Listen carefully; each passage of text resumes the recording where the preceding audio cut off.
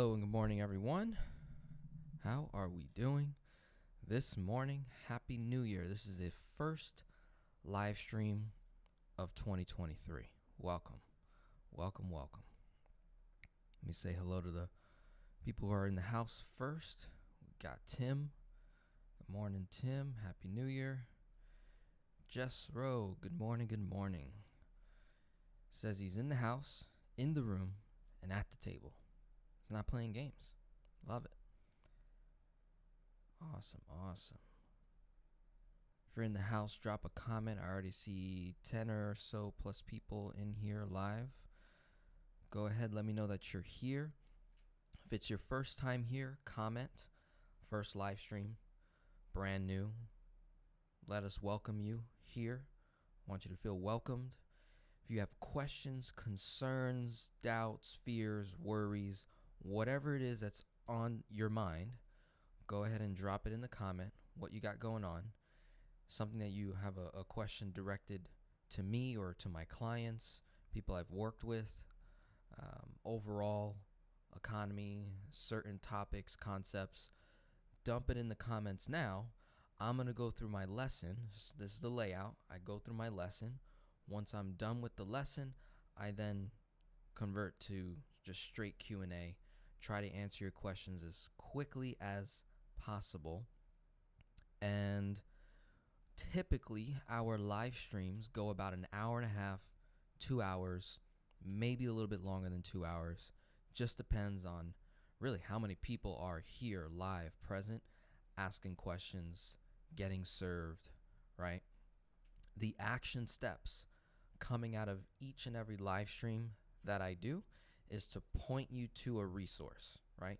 Point you to the next action step you need to take. So it's like if you're brand new to Velocity Banking, an action step coming out of this live stream would be go to the playlist titled Velocity Banking Pregame Work, right? So you get started there.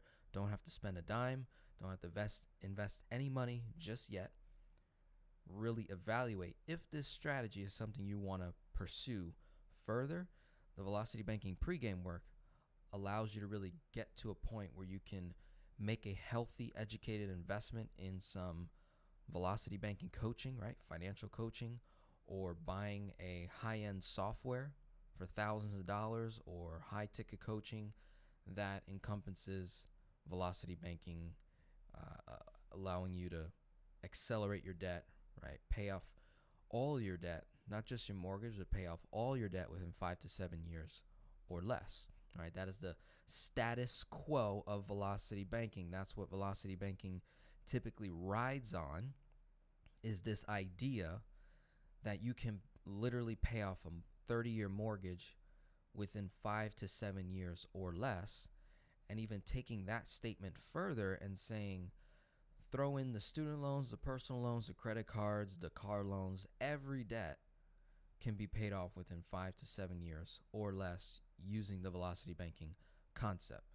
So you've got gurus, influencers, put me in that pile, that say this and have witnessed it personally with clients where they've been able to achieve that.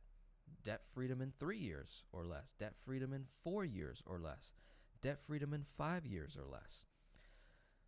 And the typical ratio is about 40 to 50% faster than the traditional way of paying off debt, which would be debt snowball, debt avalanche, are the two most popular ways that an individual, family, household can work together to pay off their debt.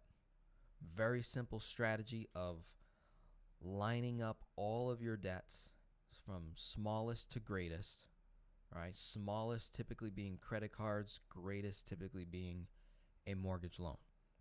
So you line up all your debts, smallest to greatest, and you are simply ignoring whatever the monthly minimum payment is, and you're ignoring whatever the interest rate is when you're doing debt snowball, okay? So you ignore the monthly minimum payment, you ignore the interest rate. All you're looking at is the balance of the debt. So you got 1,000, 2,000, 3,000, 5,000, 10, 25, 50, and then $300,000 mortgage. Let's say that's you. Whatever the payments are, whatever the interest rate, you're taking all your discretionary income, aka cash flow, aka money left over at the end of each and every month after all your bills and debts and living expenses are paid. You take that extra income, $500 a month, $1,000 a month, $2,000 a month, $5,000 a month, whatever it is, and you apply it towards that smallest debt. That is the easiest thing on planet Earth to do, simplest strategy.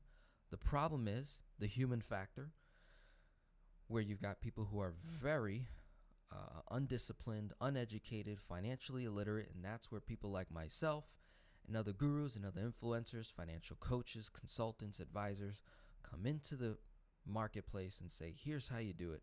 Here's how to get your mind right. Here's how you get your, the habits down right, et cetera, et cetera, et cetera, to the point where you say, okay, write my debts down, smallest to greatest, pay the first one.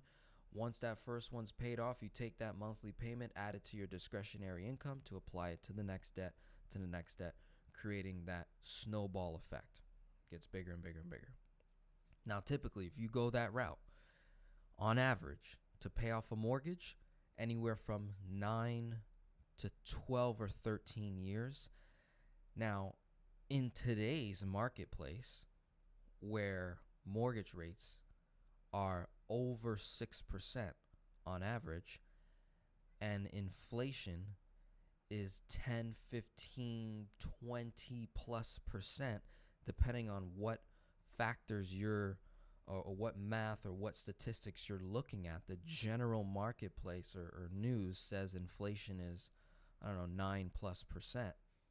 In reality, it's more like 15, 20 plus percent when you factor in food and gas alone.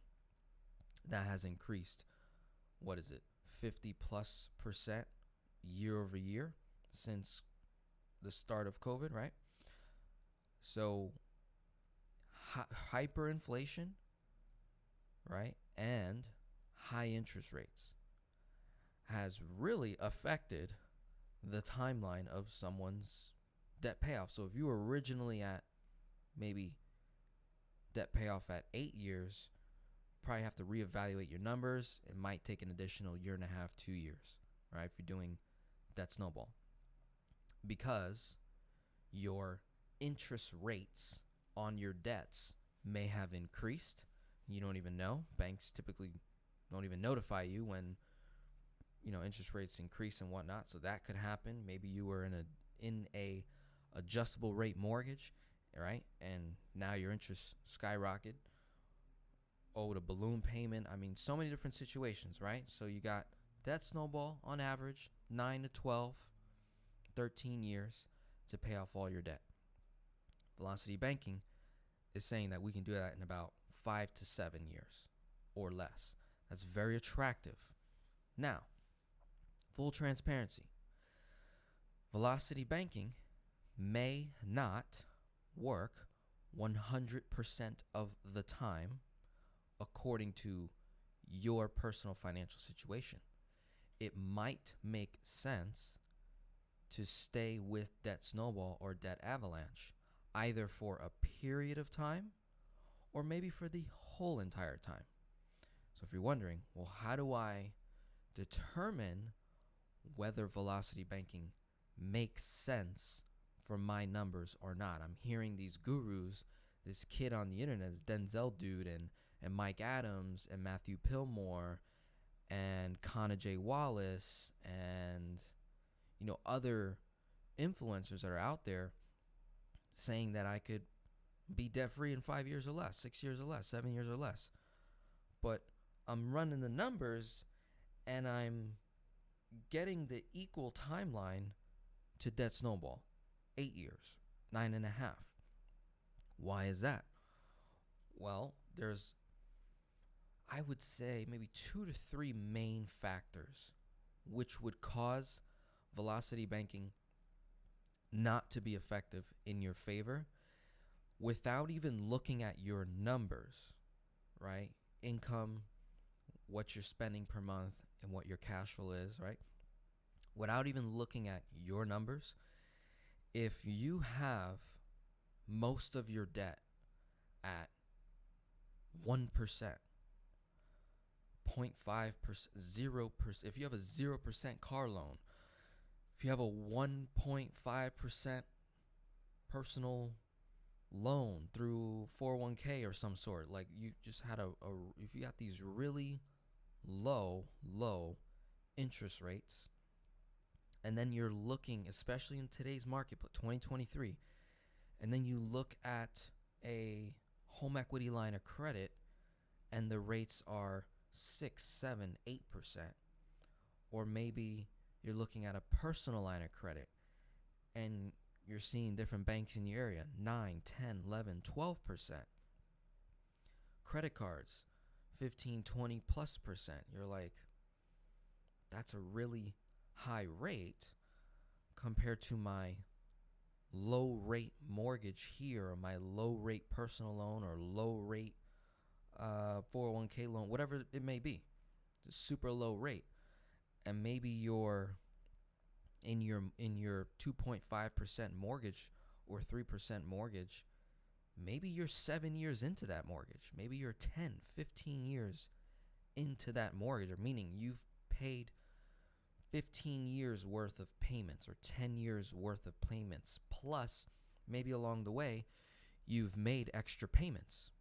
Okay, looking at how much interest costs, not the rate, if you look at how much interest cost is remaining on that 30-year mortgage where you only have 15 years repayment left, or a personal loan at 4%, it was a 7-year loan and you're 4 years into it, right?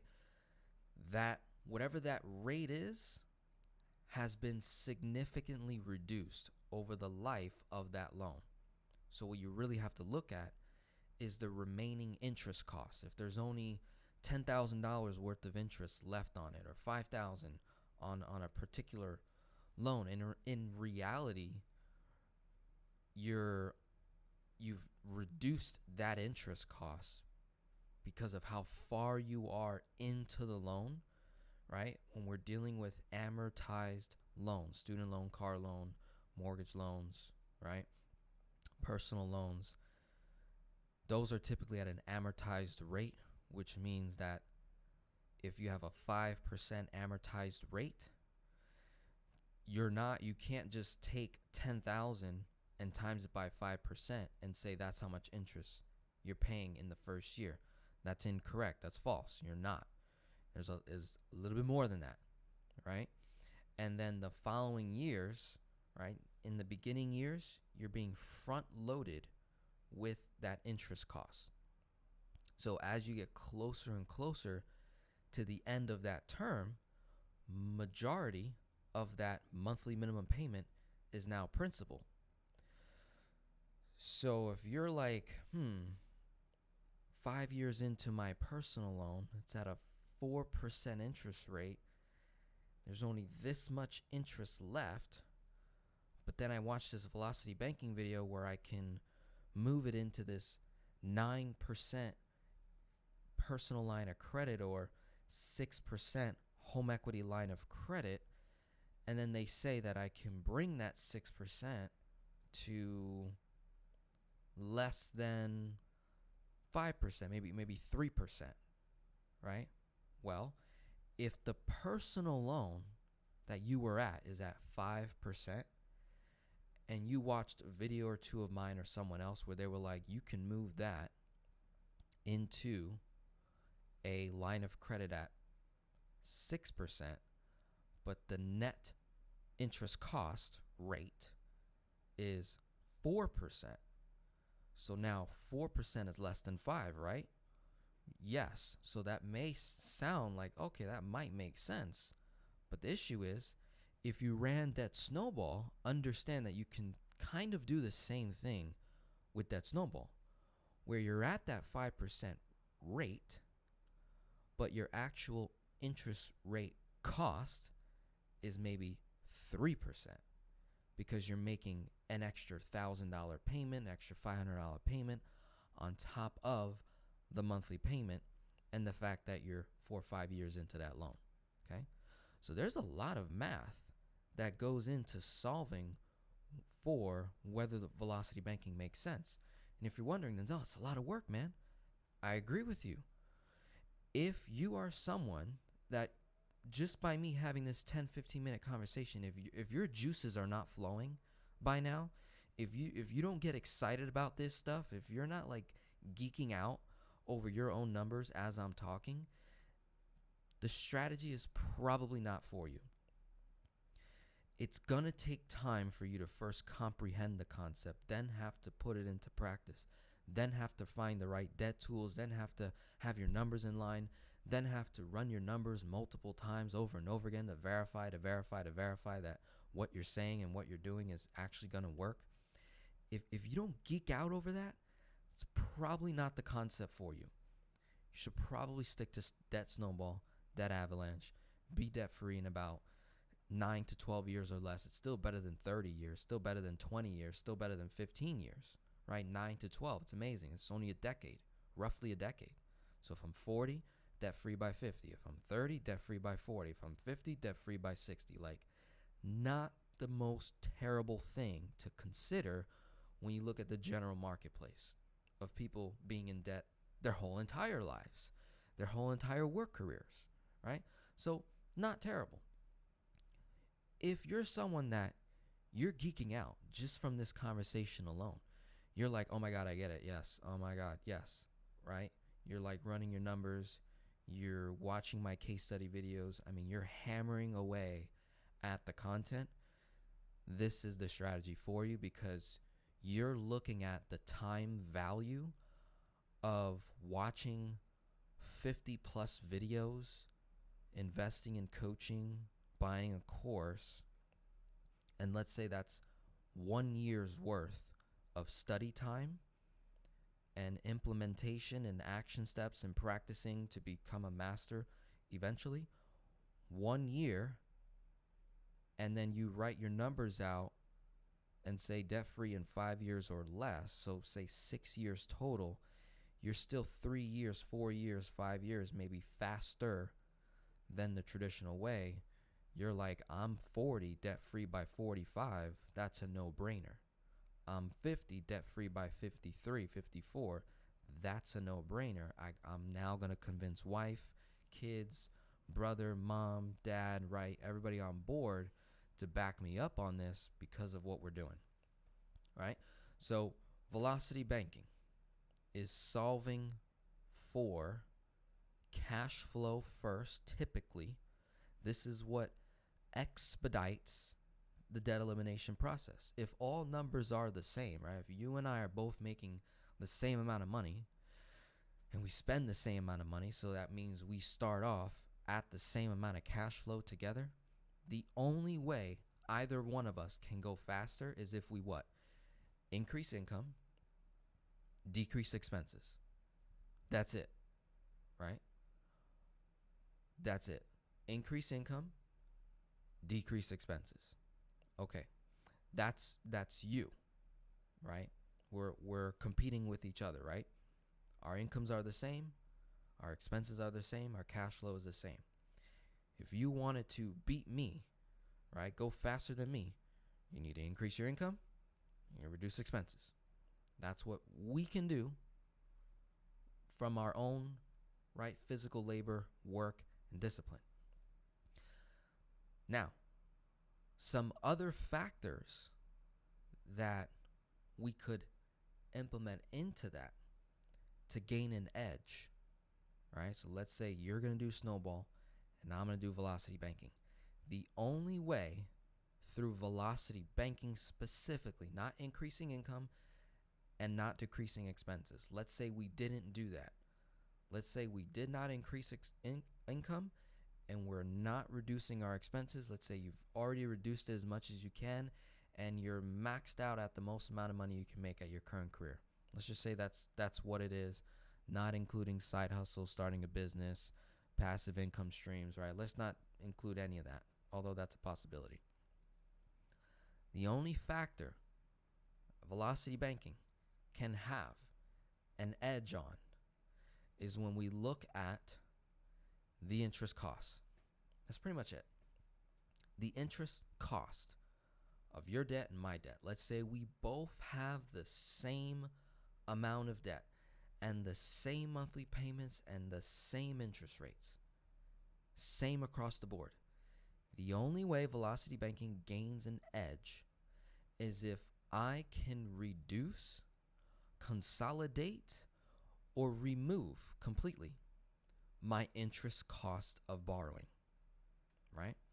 So if you got a 10% personal loan and I got a 10% personal loan, if I can move that 10% personal loan amortized rate to a 5%, 6% home equity line of credit, and then reduce that 5% rate to 0% cost of borrowing, 1% cost of borrowing, 2% cost of borrowing, hands down, I'm gonna go faster than you, period, at who pays that off faster.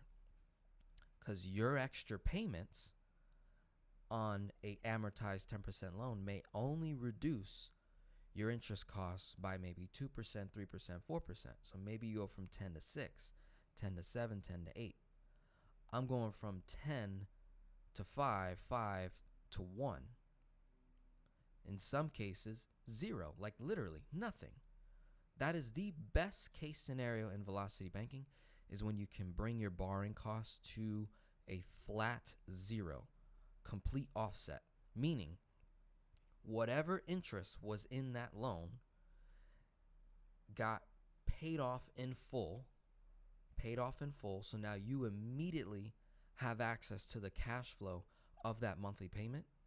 Now that monthly payment is getting applied to another location at 5%, which became less than 1% or 0% cost. So there's no new interest.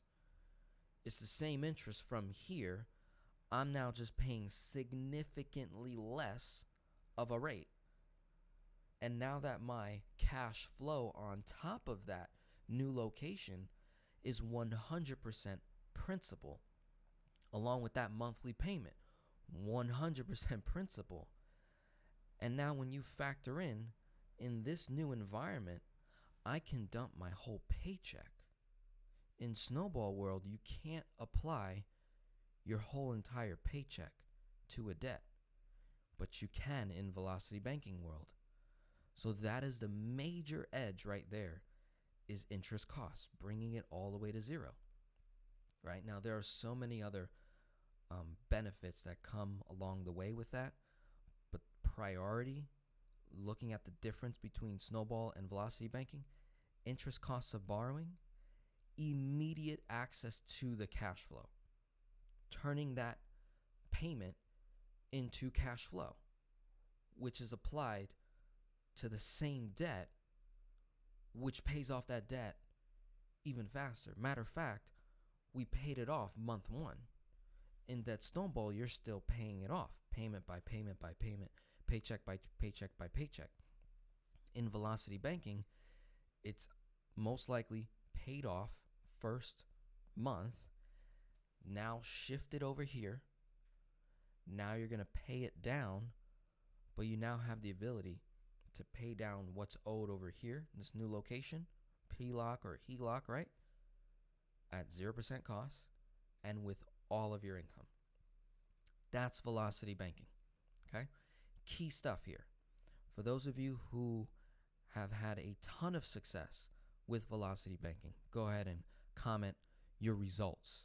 How much debt you paid off in X amount of years, if you're debt free from velocity banking in X amount of years. Go ahead and put your personal testimony results, either working with me or if you literally just watched my videos and took action and got debt free. The channel has been in existence now since 2018. So we're approaching 5 years. So You're going to start seeing in 2023 videos, you're going to start seeing a lot of debt-free case studies. You're going to start seeing a lot more debt-free case studies because I've been working with people since 2018, 2019. So it's like the YouTube channel itself is a testimony to the velocity banking concept and the people who are practicing it. It's amazing because it's like you can go back and look at a 2018 case study or 2019 and you can email me, say, hey, Denzel, how's that person doing? It's in 2023. I'm like, they will be debt-free by August 2023. They will be debt-free by December 2023. They will be debt-free by September 2023. It's pretty awesome. Like, I'm getting emails little by little because clients are approaching their 4th, 5th, 6th year in velocity banking. It's just very, very awesome to see. Now, with that being said, what are your options with velocity banking? What are your options? You can do velocity banking on your own, DIY style, no payments whatsoever, no investments whatsoever. That is typically for the person. You are already self-disciplined with your money. You got good money habits. Maybe you came from Dave Ramsey's 7 Baby Steps. You graduated from that. You want more in life, right? You're a go-getter. You're a self-taught. You're self-taught. You can read a book, right? You can teach yourself a language. You can, teach yourself how to fix your own car. Like, you're a self-taught type of person, very independent. You're likely an engineer. You're likely a doctor. You're likely in of the higher end career that requires a lot of self-improvement, constant studying and practicing. You already have no problem reading and watching tons and tons of content material books. You probably don't need to hire me or anyone else for that matter. Just literally take advantage of the free material that's out there. You'll probably be debt free by yourself within 4 to 6 years, 7 years or less. And I literally, if you scan through videos on my channel, there are people that have said, I paid off all my debt just watching your videos, Denzel. There's 34 people in the house right now. I'm pretty sure at least one is not a client and has paid off a significant amount of debt just watching the content. And then maybe 3-4 years later, they just booked a call just to kind of like, here's where I'm at. Just need a couple little tweaks. I want to see if you see anything different. I want to consult the master, the expert. Right? Cool. So that's one, DIY free. Second, lower the next most affordable option for velocity banking is a velocity banking course. There's very few in the marketplace today. There's myself. I have the Velocity Banking Manifesto. I'll share my screen in a minute. And the only other course that I know of that has significance, credibility, and popularity is Mike Adams. Think Wealthy with Mike Adams has a mini velocity banking course. And there are, I think maybe Connor J. Wallace might have something. Maybe Matthew Pillmore might have something, but it might be like in a bigger, more expensive program, as well as Renatus, which is a real estate education company. They have a velocity banking course, but it's inside of a bigger course, so you have to spend more money. But there really is not much straight up just velocity banking courses out there. Very, very few in the marketplace. The typical range, right? Mine is $50 a month, being the lowest, like subscription option. Matthew Pillmore's, I want to say $147 one-time payment, I think. Could be wrong. And there may be some other players in the marketplace, and they're doing a subscription model or one-time payment. So couple $100, $50 a month, nothing crazy. Your next option from there is going to be coaching, one-to-one coaching. That is the next most affordable option, one-to-one coaching. Typical hourly rate that you will see from financial coaches ranges from $300 to $400 or more per hour for a credible expert, someone that calls himself an expert or master, $300 to $400 or more dollars per hour. More amateur or just not known, someone could be an expert but not known. I have people in my community who I would consider they've mastered velocity banking for themselves, so they know it, but they're not known in the marketplace, and they just have not taught as many people as I have just yet. But it doesn't negate their experience with velocity banking. They just might not be the best teacher yet. So someone like that, either amateur, newer, more seasoned, just getting started out, not known, anywhere from zero, free, to $250, roughly. 200, maybe less, right? From 0 to 200 or less per hour, right?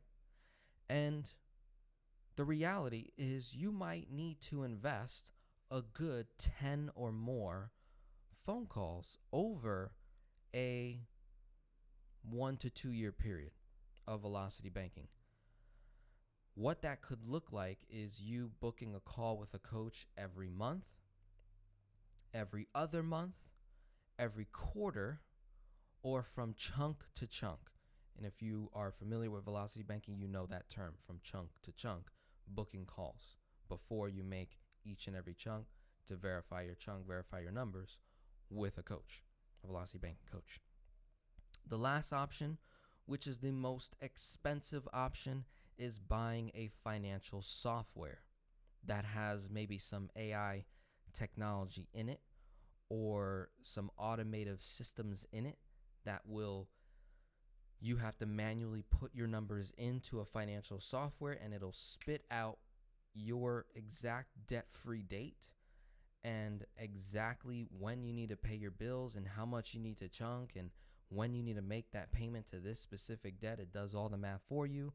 That will run you in the neighborhood of $4,000 to $6,000-7,000 one-time payment, or there could be some like multiple payment structure or financing, right, where you would basically go into more debt, say a credit card or through financing, to then buy the software outright, but you now have that monthly payment over here to worry about, and that could potentially take longer than if you were to just pay out of pocket straight up, right? $6,000, $7,000, $8,000. These things typically come with some coaching, but not a whole lot. Maybe 6 months worth of coaching, no more than a year is the standard that I've seen. You've got some of the most popular financial softwares on the marketplace today. You have United Financial Freedom, called the Money Max account, okay? I personally own it, and I can personally tell you that I can beat the software myself, and I have clients who can also beat the software through Mira, marker, right? Pen and paper, marker, pen and paper, okay? That's not throwing shots at the Money Max account. That's me advocating for them to improve their systems. Because when I evaluate, I'm saying, hey, you guys missed out on this. You guys missed out on this. You don't have a way to factor for cashback reward credit cards and 0% offers. You don't have a way to factor that. You're not factoring that I have a credit card in conjunction with my first lien HELOC or my second lien HELOC or my personal line of credit. You're not factoring in if I were to chunk a little bit more than that and pay this debt off and then go over here. It's not factoring that in. So it's just me advocating. It's not throwing shots. So one might say, spend $6,000-7,000 on a software that, yeah, it's gonna, reduce your time, effort, and that might be more valuable. But if you're a geek like me and you nerd out on this stuff, you might be better off just learning what formulas were created from that software. it was created by a man, and there's some algorithms and formulas that the system is using. If you just simply learn what those systems and formulas are, then you could do it yourself for much cheaper. Hence, getting out of debt faster, or just being more, having more confidence in your finances, right? So you got the United Financial Freedom Company. Money Max Account is the name of the financial software product. You have the pill method, another software, very popular. That is more than the Money Max account. So it might be over 6,000-7,000. Then you have, there might be another software out there, maybe like 3,500, a little bit cheaper, but definitely not as much features and benefits that come with the Money Max account or the pill method. So those are two like top competitors right now. And then you have softwares from banks like First Lien HELOC from First Savings Bank or All-in-One Loan from CMG Financial. They have their own softwares, but it's only for their product. So you would need to have an all-in-one loan or First Lien HELOC to gain access to their software and kind of like use it for the lifeline of your debt. Okay? So those are your options. Now, I'm going to go ahead and share my screen to show you one of those lower rate options where it's like, hey, before you buy that software, consider first, let me see, let me cancel this. Consider first maybe buying a cheap course, a very inexpensive, affordable course or DIY before you invest $6,000, $7,000, $8,000 in a software that you might end up not using, right? I have had clients purchase Money Max account, I think pill method, and they either said that, it's a good product and all, but I just don't have the personal discipline to use tech. I'm not tech savvy. Maybe that's one of their delays or excuses or just things that hold them back, or maybe they just didn't like the user-friendly layout. Maybe it wasn't user-friendly to them, just a little bit more confusing. So they got more confused than helped at the end of the day. In the Velocity Banking Manifesto, $50 a month, I'm literally taking you step by step. I'm showing you the formulas, the systems of real life situations, factoring in the human error, human factor, the discipline, right? Getting you to fully comprehend before you really consider going the distance, right? So I got to, first starts off Velocity Banking Manifesto. It's hosted on the Kajabi platform, very user-friendly. First thing is what to do before you start Velocity Banking. I title things according to like literally the step, right? It's like there's no guessing work here. It's just straight up, right? So that's just one section right there, right? So if you come back to categories, you look at it this way: what to do before you start, financial management keys, Velocity Banking in your personal credit score, Velocity Banking in building business credit, because you can do both. Velocity Banking on your personal and your business debt. Frequently asked questions about Velocity Banking. All about the line of credit. Recommended credit unions and banks, right? Velocity Banking with a credit card. Velocity Banking step by step, like just walking you through real case studies. And then boom, there's a whole section on scenarios. Like 4 whole pages of scenarios. Like you really can't go wrong, right? Nothing crazy. All about the all-in-one loan. All about the First Lien HELOC with First Savings Bank with CMG Financial, right? Debt Snowball versus Debt Snowball 2.0, right? Where I literally map out traditional Debt Snowball versus Debt Snowball 2.0, aka Velocity Banking, right? And match them up together and show the progress. Real stuff. Q&A classes.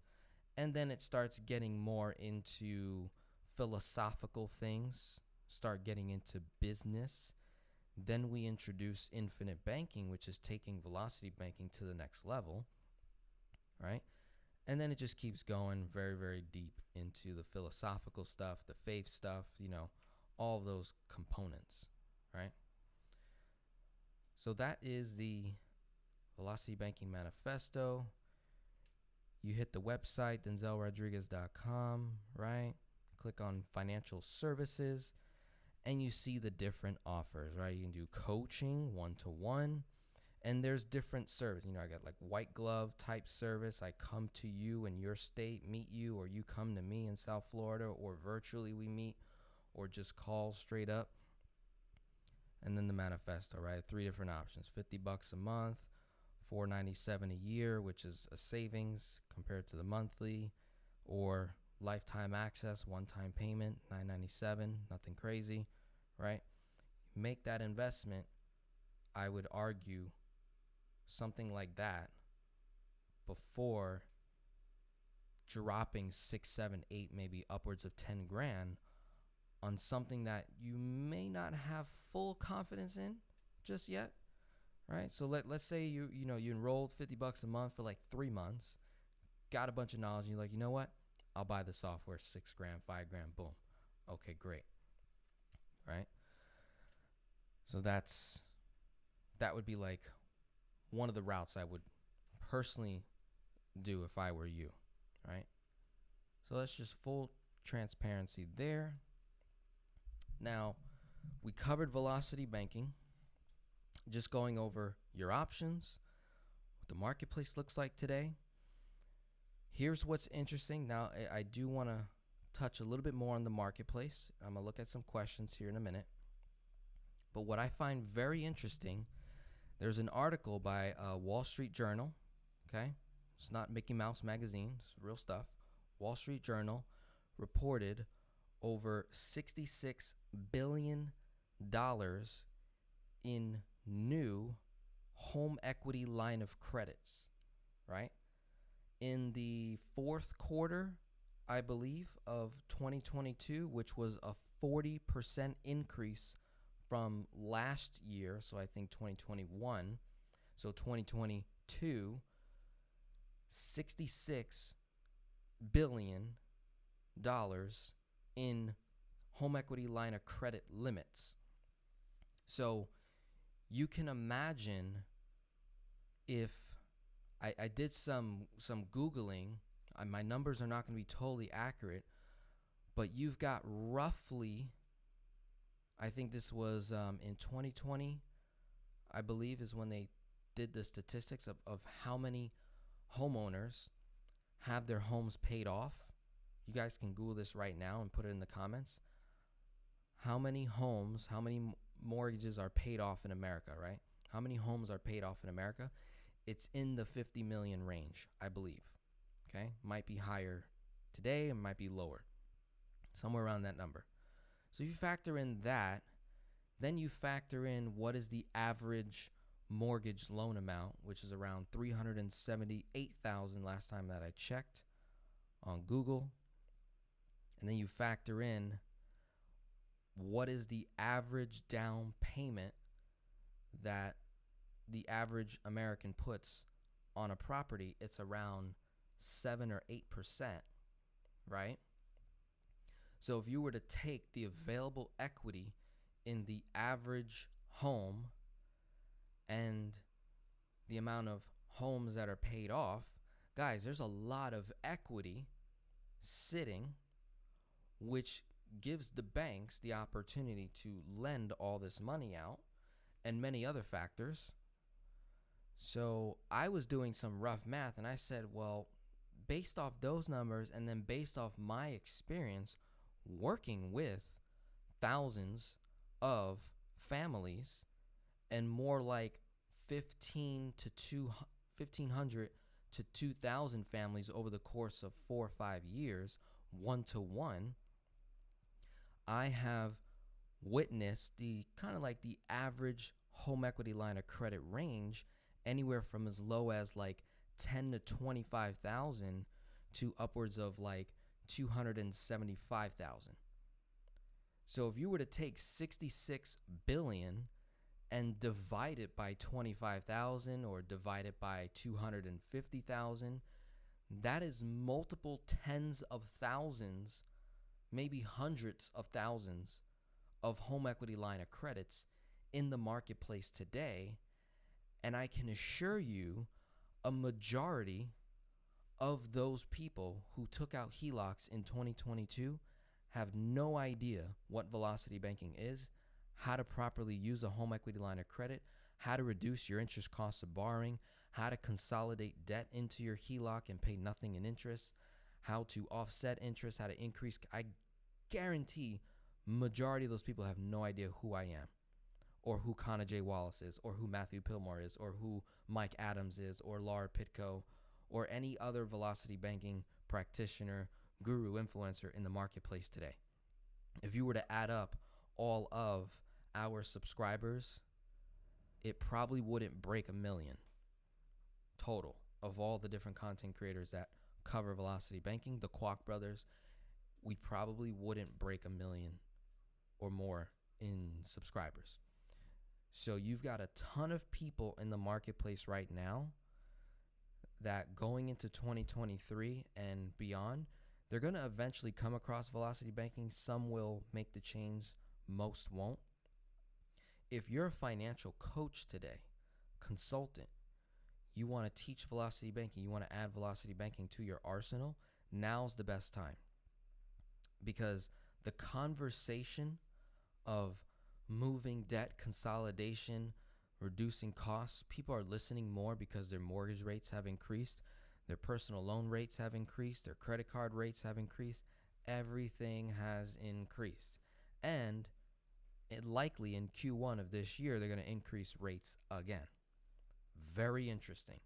So if you position yourself properly as a business owner, as a content creator, as a financial coach, consultant, you can pick up a lot of clients this year, potentially help a ton of people this year, properly use their HELOCs better, and it just makes the conversation of velocity banking that much more important because people are borrowing from their home equity and using it as a financial safety net, and they're using it improperly, right? Most of them using it improperly, not good at all. Let me take a break. Just dumped a lot of data on you. Covered velocity banking so far. I'm going to touch on infinite banking, and then we're going to finish it up with some goal setting. It's top of the year. You got to set your goals. You got to get it right. So let me see. Let me go back up to the top. Rodney, how you doing? Ron, how you doing? Hint Red, how you doing? Ann, first live stream, excited to learn a lot. Let me know, Ann, have you learned anything so far? You've been getting value? Let me know. Hello, Savannah. First time also, awesome. Love it, welcome. Craig, first time, love it. Cool. Mark, good morning. Vera, good morning. Eric, your mic output is a little low. Darn it. Been talking the whole time, missed it. Let me see something. I'll go like that. Increase it a little bit more. I'll come over here. And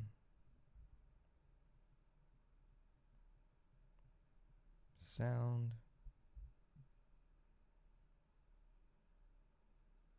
USB. We're going to go up. We're going to go up. A little bit more up. And that should be way better. I hope. So I was talking low this whole time. Y'all didn't tell me. But that's just me. That's my fault. Let me know if the audio got way better. If it's way clearer. We'll go from there. Yep. Eric was telling me way. Look at you guys. Damn. Let's see. Vera, this has worked. Good morning. Been watching. since July 2020, should be completely out of debt next year. So this year, July 2023, is that what you're saying? Or will it be a little bit sooner?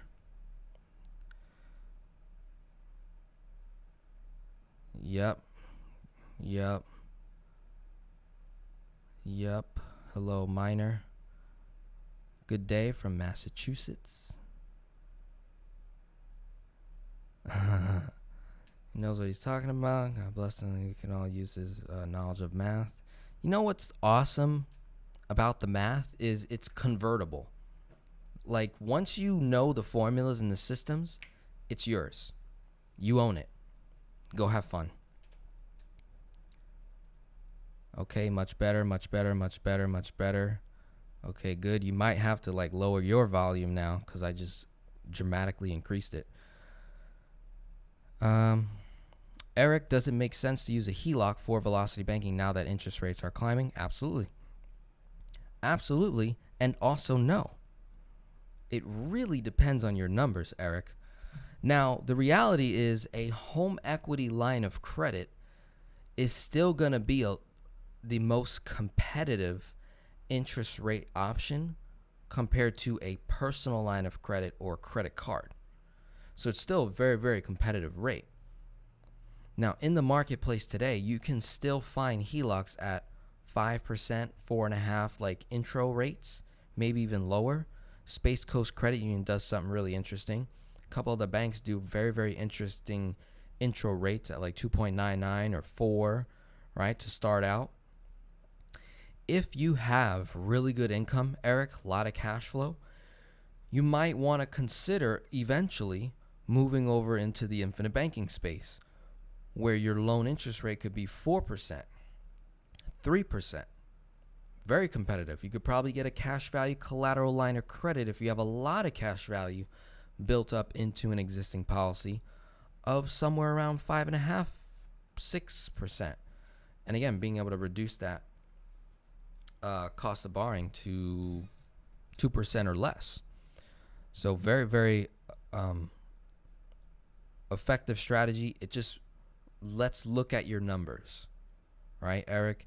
If you have a debt, a mortgage loan at 2.5%, and you have a HELOC at 8.5% or 7%, right? I go like that. Nah. It might be time to consider, here's the alternative in the velocity banking space. Doesn't exist in Debt Snowball world. In the velocity banking space, you get to decide.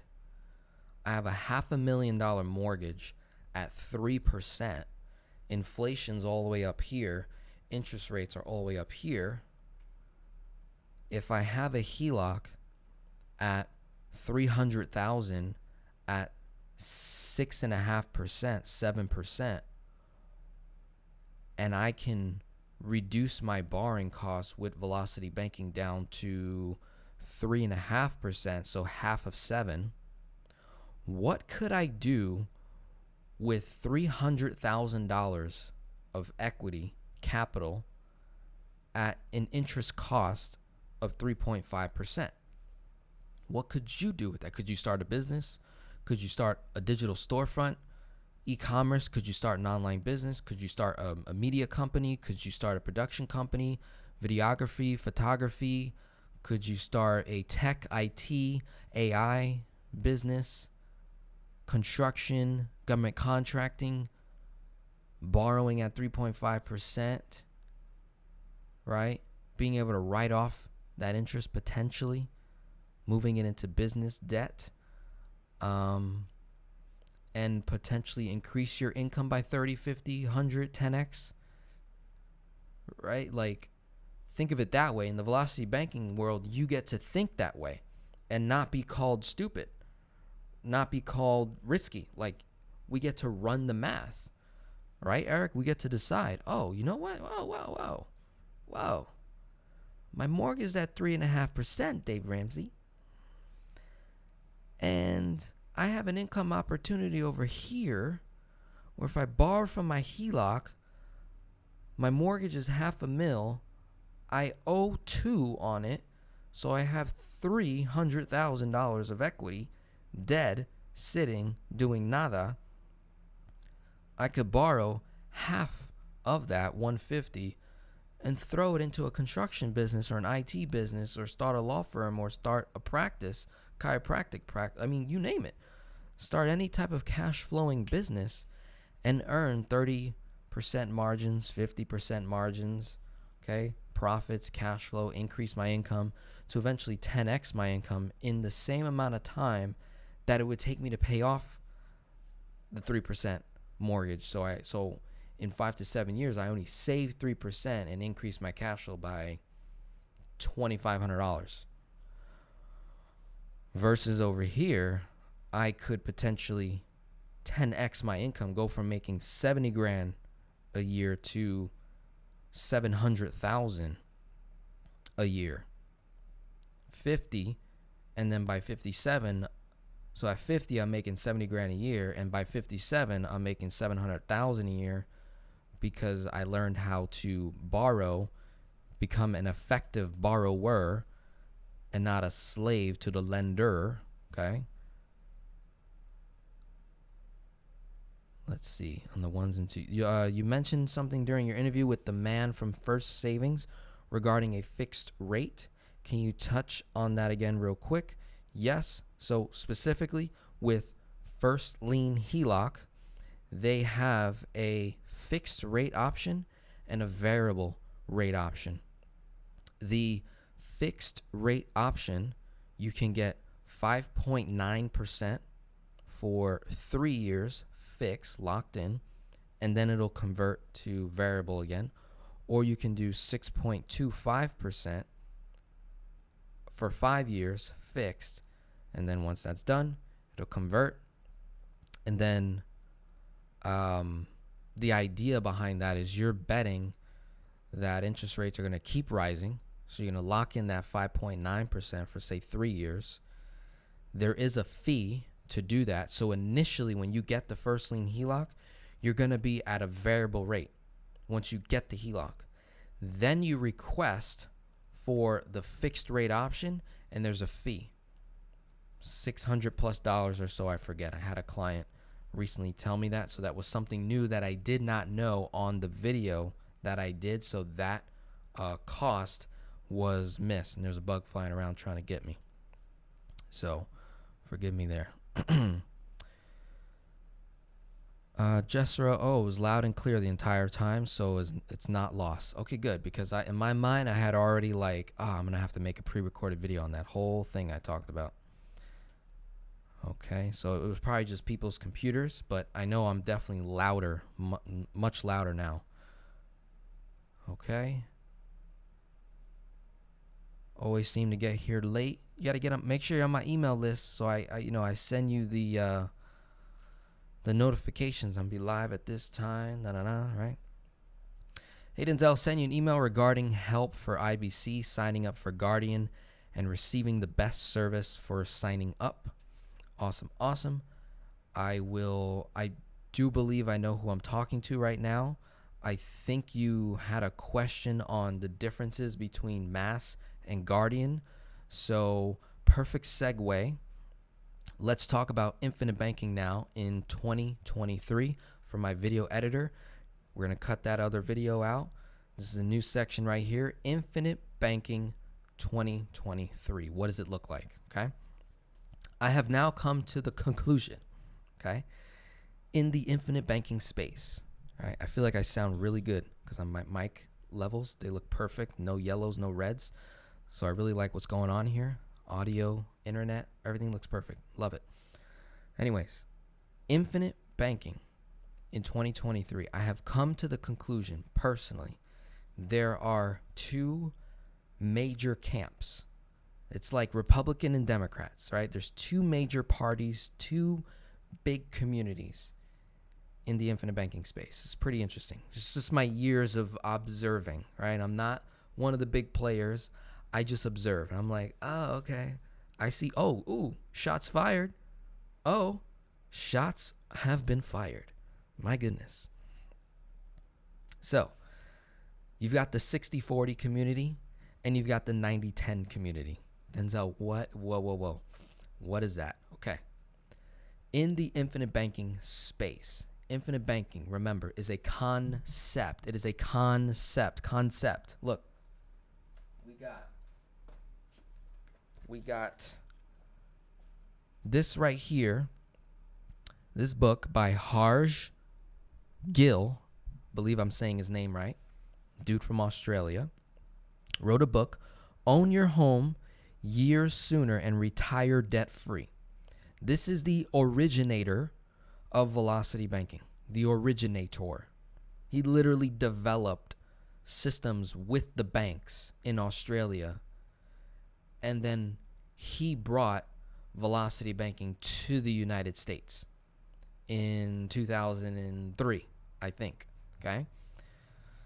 So if you're like, velocity banking is a scam and, you know, all this stuff, you need to do your research to find out, well, where did this come from, okay? So velocity banking came from a whole nother country. In Australia, they call it mortgage acceleration, debt acceleration. They literally have products at the bank. My goodness. They literally have products at the bank called offset accounts, okay? That's a concept. The product is an offset account, a home equity line of credit, a credit card, a personal line of credit, a cash value collateral loan, a high cash value life insurance policy. Okay. Infinite banking. Boom. Originator. Nelson Nash. Developed Becoming Your Own Banker. This is the 5th edition. So this book has been rewritten a couple different times, I believe. Right? So, or honestly, I don't even know what 5th, 1st, 2nd edition, I don't even know what that means, okay? I'm not that educated, didn't go to college, right? Stop that, just got the high school diploma. So maybe I'm incorrect there, but I'm pretty sure there are a couple of different iterations of that book, right? Nelson Nash is the originator, popularized infinite banking, created an entire institute, recruited a ton of different agents, right? I think he took a bunch of people from Primerica and all those different network marketing companies to provide whole life insurance products where you can make a ton of money as an insurance agent and provide a ton of value to your clients, okay? One of the key ingredients with Nelson Nash, he believed in the death benefit, which means higher base premium, a little bit lower on the cash value.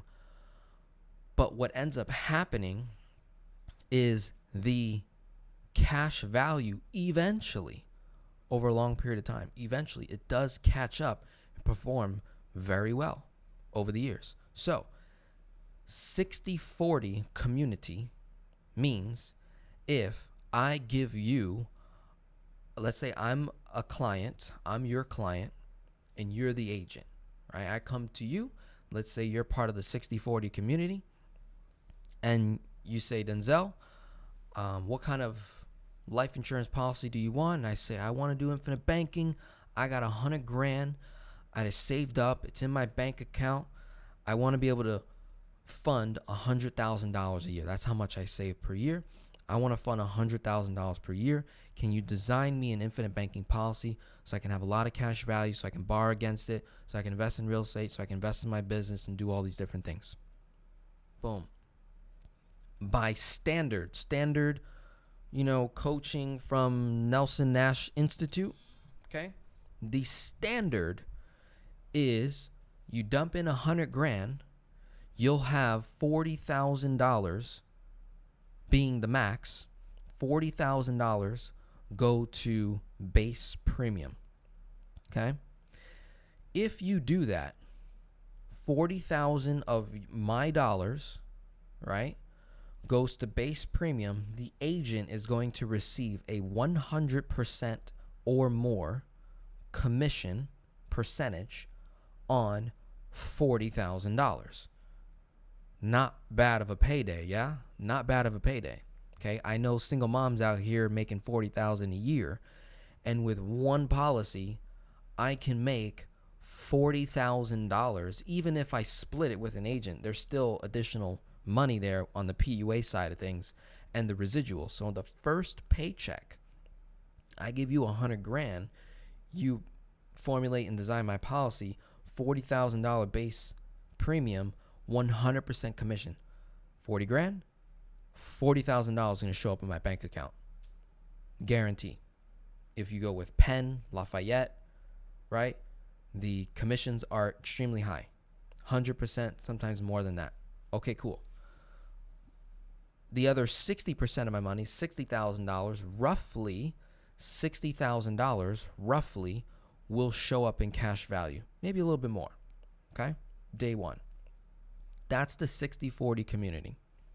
They believe in higher base premium because you're going to have a stronger death benefit and you're going to have stronger cash values, stronger guarantees, right? Stronger guaranteed values, rate of return, over the long haul of that policy.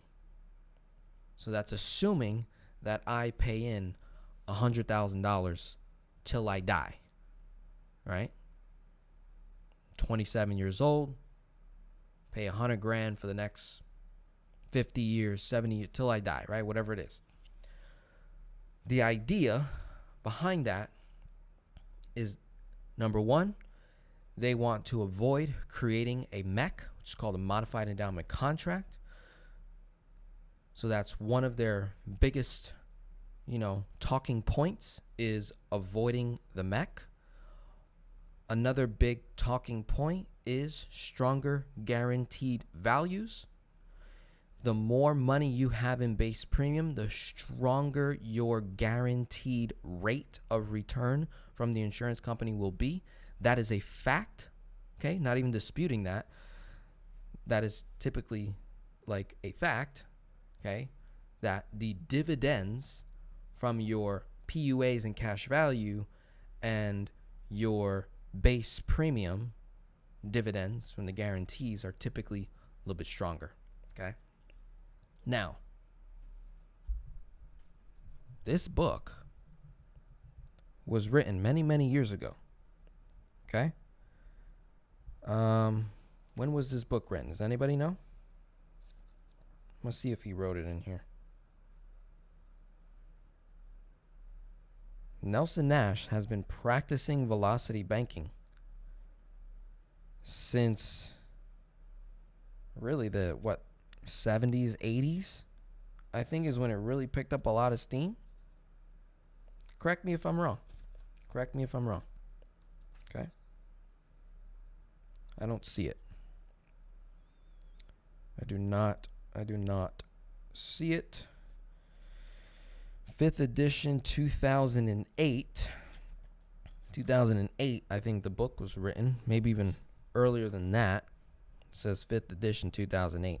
So, concept's been around a while, right?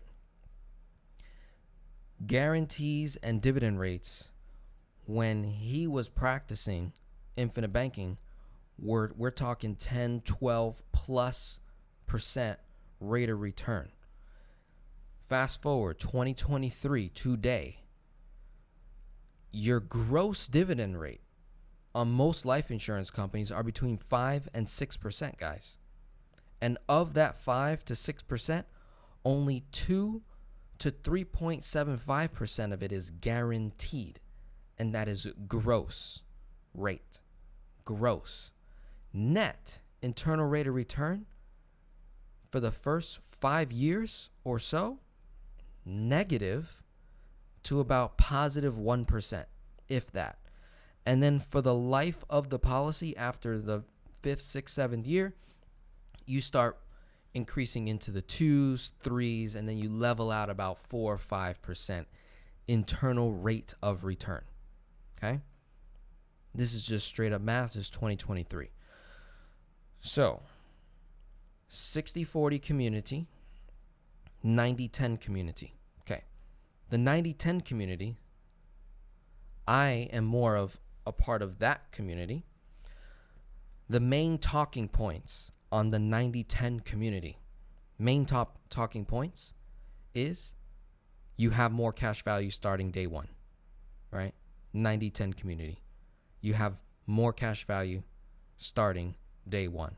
I give you $100,000, roughly nearly $90,000, a little bit less, shows up in cash value day one, right? That's 90-10 community over here. Roughly $100,000, $10,000 goes to base premium. The other $90,000 goes into PUAs, right? Term rider.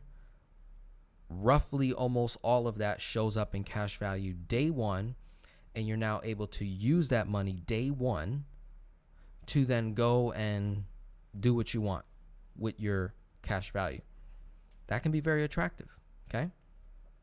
Here's another factor. Corporations, major corporations and banks, they have specially designed products for banks called bank-owned life insurance and corporate-owned life insurance, where you can have 100%, nearly 100%, or probably 100%, and in fact, a little bit more than 100% of their money show up in cash value day one.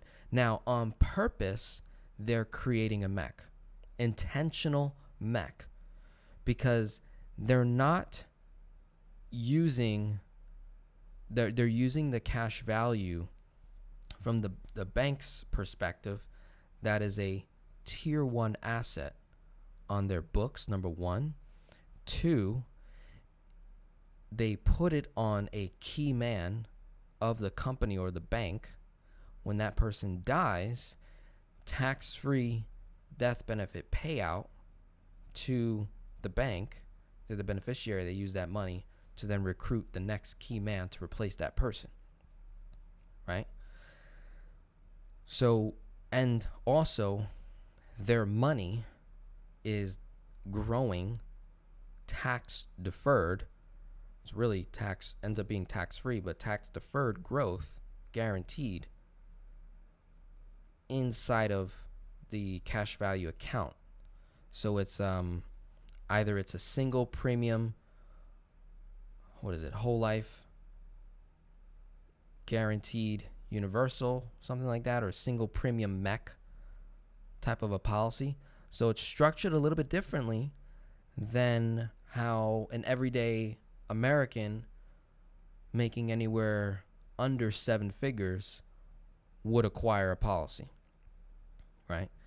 And then as you increase as an entrepreneur, you start getting into the 7-figure, 8, 9, 10-figure club is when you start getting key man insurance on your company, your corporation, and you start paying to play for tax benefits and different things. The strategy changes along the line.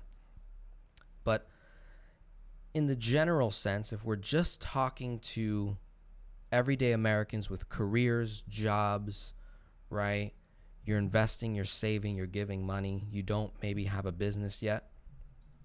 You are going to end up in one of these two communities, the 60-40 community, the 90-10 community. You're going to end up somewhere in these two parameters and then somewhere in between, right? Somewhere in between. 60-40 is about the furthest you would go. 90-10 is about the furthest you would go in terms of the lowest base premium option. You can go as far as like 95-5 split. You have like 5% of your premium, 5% of your money going to premium, other 95% going to cash value. Very interesting design there. You can do that with Lafayette, I believe, maybe Penn. There's like a single premium deposit fund rider. Very interesting. So just look at it that way. Those are your two major communities, right? There's some players in the middle. They kind of flirt both sides. There's some players that do that.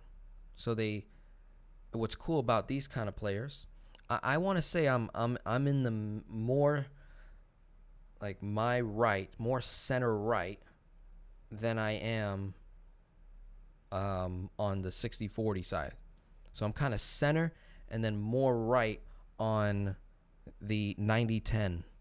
So most of the policies that I've designed for clients have been 90-10, 85-15, 80-20, and 75-25.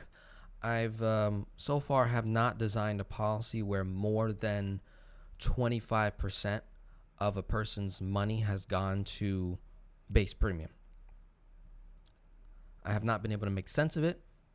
Here are the talking points of the 90-10 community. Talking point number one, like I mentioned earlier, higher cash values day one, high cash value long term as well. Second talking point, does not create a mech. If you mech test it, right, does not create a mech. Talking point three, lowest commission for the agent. Lowest commission for the agent. If my commission is 100% and my base premium is $10,000, as an agent, I make $10,000. If you fund $100,000, right, put in $100,000 into a policy, and I, the agent, have the option to design you a 60-40 or a 90-10. Doesn't it incentivize me to write a policy for 60-40? It incentivizes me to do this because I'm going to make $40,000. It would take me on the 90-10 side, I would have to find 4 entrepreneurs that are making multiple 6 figures per year that are willing to dump $100,000 into a policy for me to make $40,000 if I do 90-10. Understand that. So $10,000 base premium, 100%, $10,000. $40,000 base premium, 100%, $40,000. What would you do as an insurance agent? I would hope you would say this. I would hope. Make more money, $40,000, ideally, is incentivized for you to do that. So why on earth would any agent do 90-10 when the originator never did it? The originator, Nelson Nash, never did it. According to the people the agents that I've spoken to that know Nelson Nash personally, that worked with him personally, rest in peace, he's no longer living, but the Nelson Nash Institute is still living and breathing, and they do not teach 90-10. So the originator, the master, the OG, did not do 90-10. Makes you wonder, is there a problem with 90-10? Maybe. I'm 27 years old. Guys, I could be wrong about everything I'm saying. I am willing to be wrong, right? I'm willing to walk in my own mess. I'm willing to dig myself out of my own mess and then repent, change my way of thinking once I have been fully corrected, right, and proven wrong. More than happy to, right? So I declare that, guys, if I am wrong, then I have done a disservice to hundreds of clients at this point, because I want to say that I've directly and indirectly have helped maybe 150, maybe or more, acquire a whole life insurance policy cash value. So for those who know who you are that have gotten a policy through me directly or indirectly through a link and through my content, you'll be the first to hear from me if I messed up. Now, here's the other thing. If I messed up, guess what? I also messed up my personal finances. I have 2 policies that are 90-10, 90-10, and a policy on my mom and a policy on girlfriend. So really, personally, I'm responsible for 4 whole life insurance policies that are designed 90% PUA, 10% base premium. That's how they're designed. So the way we'll find out if I'm wrong is 7 to 10 years or more from now, right? More like maybe 5 years or so from now, because my policies were started in 2018. So I'm approaching year 5 and year 4 of my life insurance policies. So far have not created a mech. And so far my cash values have lived up to the illustrations. It's lived up to it, damn near close, okay? Even though dividend rates have dropped, so that's why I say damn near close, because it's not quite what was illustrated in 2018, because dividend rates came down. When I initially got my policy, it was 6.5%, and then 5.85. Today, 2023, we're at 5.75% with Guardian, and I think 6% flat, I think, with Mass Mutual. Could be wrong there. So that's just me being fully transparent. If I'm wrong, you'll be the first to hear from me. I'll make public announcement videos and everything. Hey, I was a stupid 27-year-old, didn't know what I was talking about, made a mistake. Now, if I'm right, oh boy, if I'm right, that's interesting, because that flips what was taught here. It flips it on its back, right? Not all of it, because again, the terminology, the concept, the philosophy of moving money out of the bank into your own bank, that's still valid.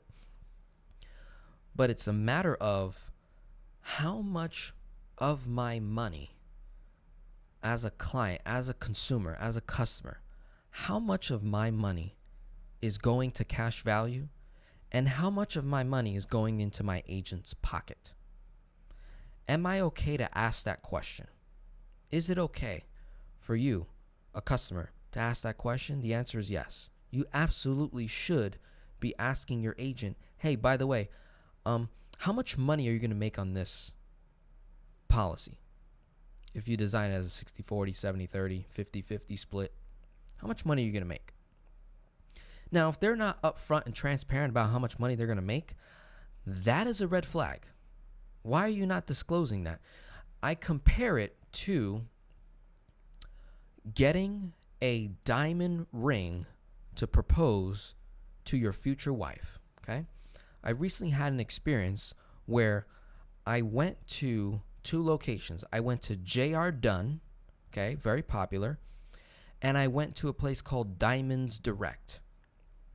J.R. Dunn, Diamonds Direct, okay?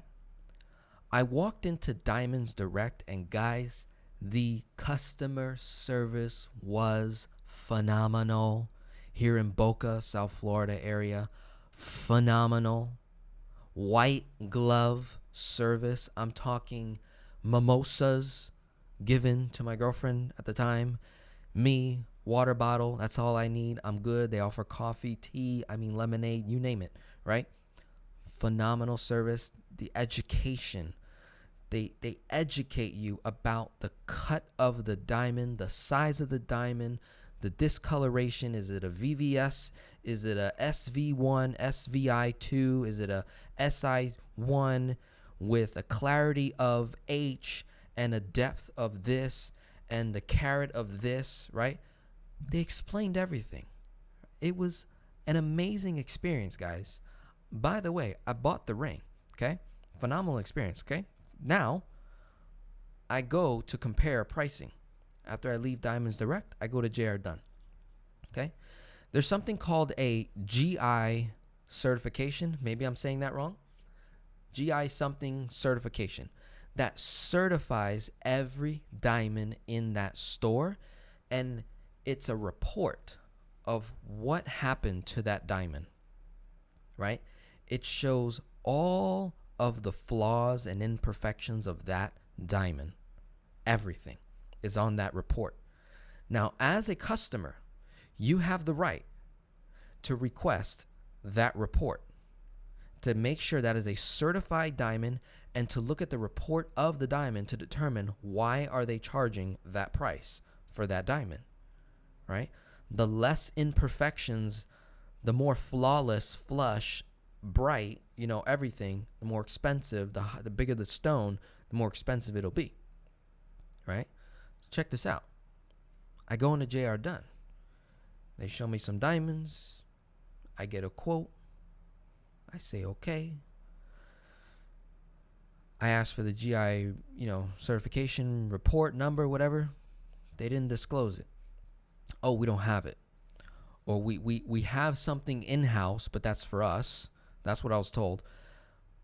We get that certification after you get the diamond and we make it and customize it in store and craft it.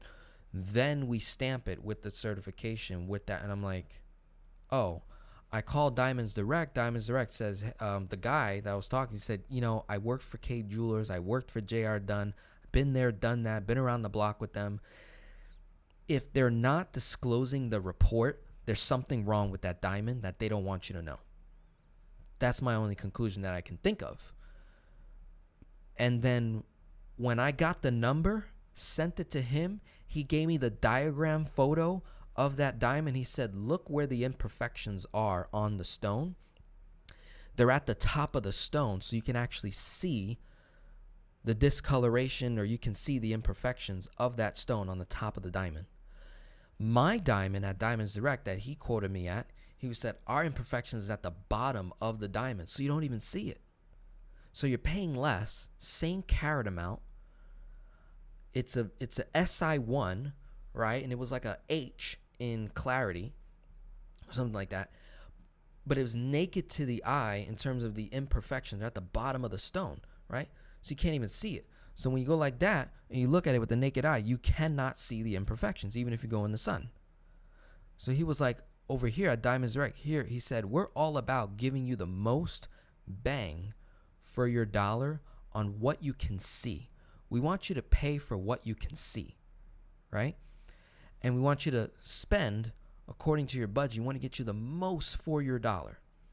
So you could maybe get a smaller stone, but have a higher quality clarity and smaller, less imperfections in that stone, rather than a bigger stone and more imperfections when you go in the sun and you'll see it with the naked eye. Guys, when I tell you customer service is everything, it's everything. Back to my community here, 60-40 community, 90-10. Why are you not disclosing commission rates? How much you're getting paid? Why is that a weird topic? 90-10 community, here's how much we're getting paid. We can even provide you with commission documents, how much we're going to get paid over the next 10 years of that life insurance policy. We show you everything. Show you term costs, show you everything. Full transparency. Don't want to do it? Okay. Or client might say, you know what, love 90-10, but I would like a little bit more base premium. I want maybe a little bit of a higher death benefit, or I want a higher base premium because I want to fund the policy for a longer period of time, maybe 30 years, 40 years, 50 years. Then it makes sense between 60-40 and 90-10, maybe to come a little bit more 75-25, 85-15, 80-20, right? Okay? These are the two communities. So that's the biggest thing you need to know as a customer. These are your two big communities here. You get to decide as a client how much your agent will make on your policy. You get to decide that. You get to dictate how much money you want to show up in cash value day one and how much you want in base premium. You get to decide that, right? Now that you've been equipped with that knowledge and information, then there's some other factors in terms of choosing the company, right? There's different features and benefits for different companies, more flexibility options, less flexibility options for different companies. It gets interesting along the way. My point behind all of this, don't do it blindly. Get all the information that you can, right? If your agent is fully transparent, if they say things like, hey, I don't know the answer to that question, but I'll figure it out. If they say things like, yes, you can go this way, and if they show you options, multiple options and multiple companies, and they break down the IRRs and the term costs and all the different costs and they show you commissions and everything, arguably I'd say you're in good hands. Okay? I've done videos in the past on all of the infinite banking players in the marketplace today. Might have left out one or two names in that video, but all of them are credible, and they all float within 60-40 and 90-10 community, right? And you get to decide from there. So let me look at some questions. Any questions about that topic, go ahead, drop it in, let me know. All right? And let's see. Let me scroll up a little bit. Where did we leave off? Okay, that was there. That was where I left off. My question disappeared. You didn't read it. I don't know what happened. Maybe maybe you commented too long, Emmanuel, and it didn't register. You know, only 200 characters, so make sure it wasn't too long. Hopefully there wasn't any profanity. Hopefully there wasn't like a link, because it might not. I think I have it set up where it doesn't allow you to do that. So just retype that question. Happy to answer it. Paid off $135,000 in Velocity Banking in about 4 years. I made about $55,000 at I'm debt free thanks to this teaching. I was one of Denzel's first clients. We consulted one-on-one every time I chunked. Love it.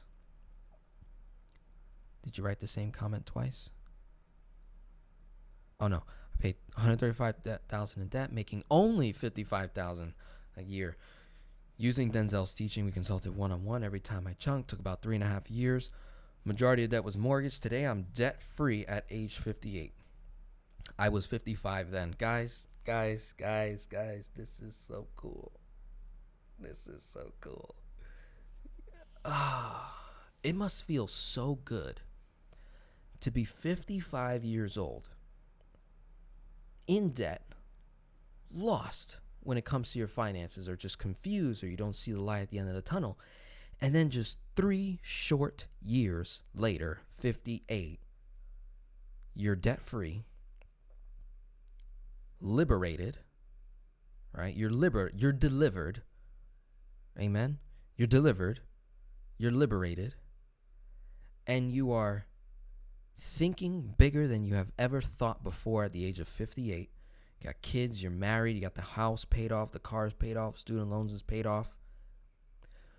You accomplished in 3 years what took 15, 20 years before of accumulation, and you got rid of it all in 3 years. Guys, do you know what confidence you build if you do something in 3 years or less that normally would take triple, quadruple the time?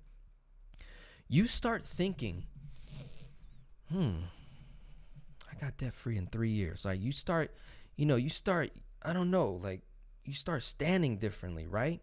You just got an inch taller, okay? Just from your posture alone. Wife is looking at you differently.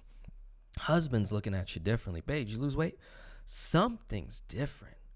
So you get this confidence, right? You're like, yeah, right? That happens. Then you mix that in with thinking big. You start thinking, man, I could probably start a church. I could probably start a financial coaching business. My God, I could probably climb Mount Everest. I could probably jump out of a plane. Like, I'll take that roller coaster. I'll go and do that kayak thing. You know, the white folks that do that thing where they go down that crazy river thing. You won't get me to do that. I'm not having that kind of confidence. But what I'm getting at is like the level of confidence and authority and humility all at the same time. The authority that you have over your life. My goodness. The things that occur. Pretty powerful. Pretty powerful. Actually, yes, that was me in making a vid about Mass Mutual Guardian. Thank you. I'm interested in getting the best service from you on the email. Absolutely. Thank you for answering the question. Yep. For Guardian, I plan on keeping it for long-term reserves, borrowing, and investing. What riders and type of whole life policy would you advise in designing it? So the nice thing about infinite banking, there's only like the riders are kind of all the same with most insurance companies. There's the free riders and then there's the paid ones.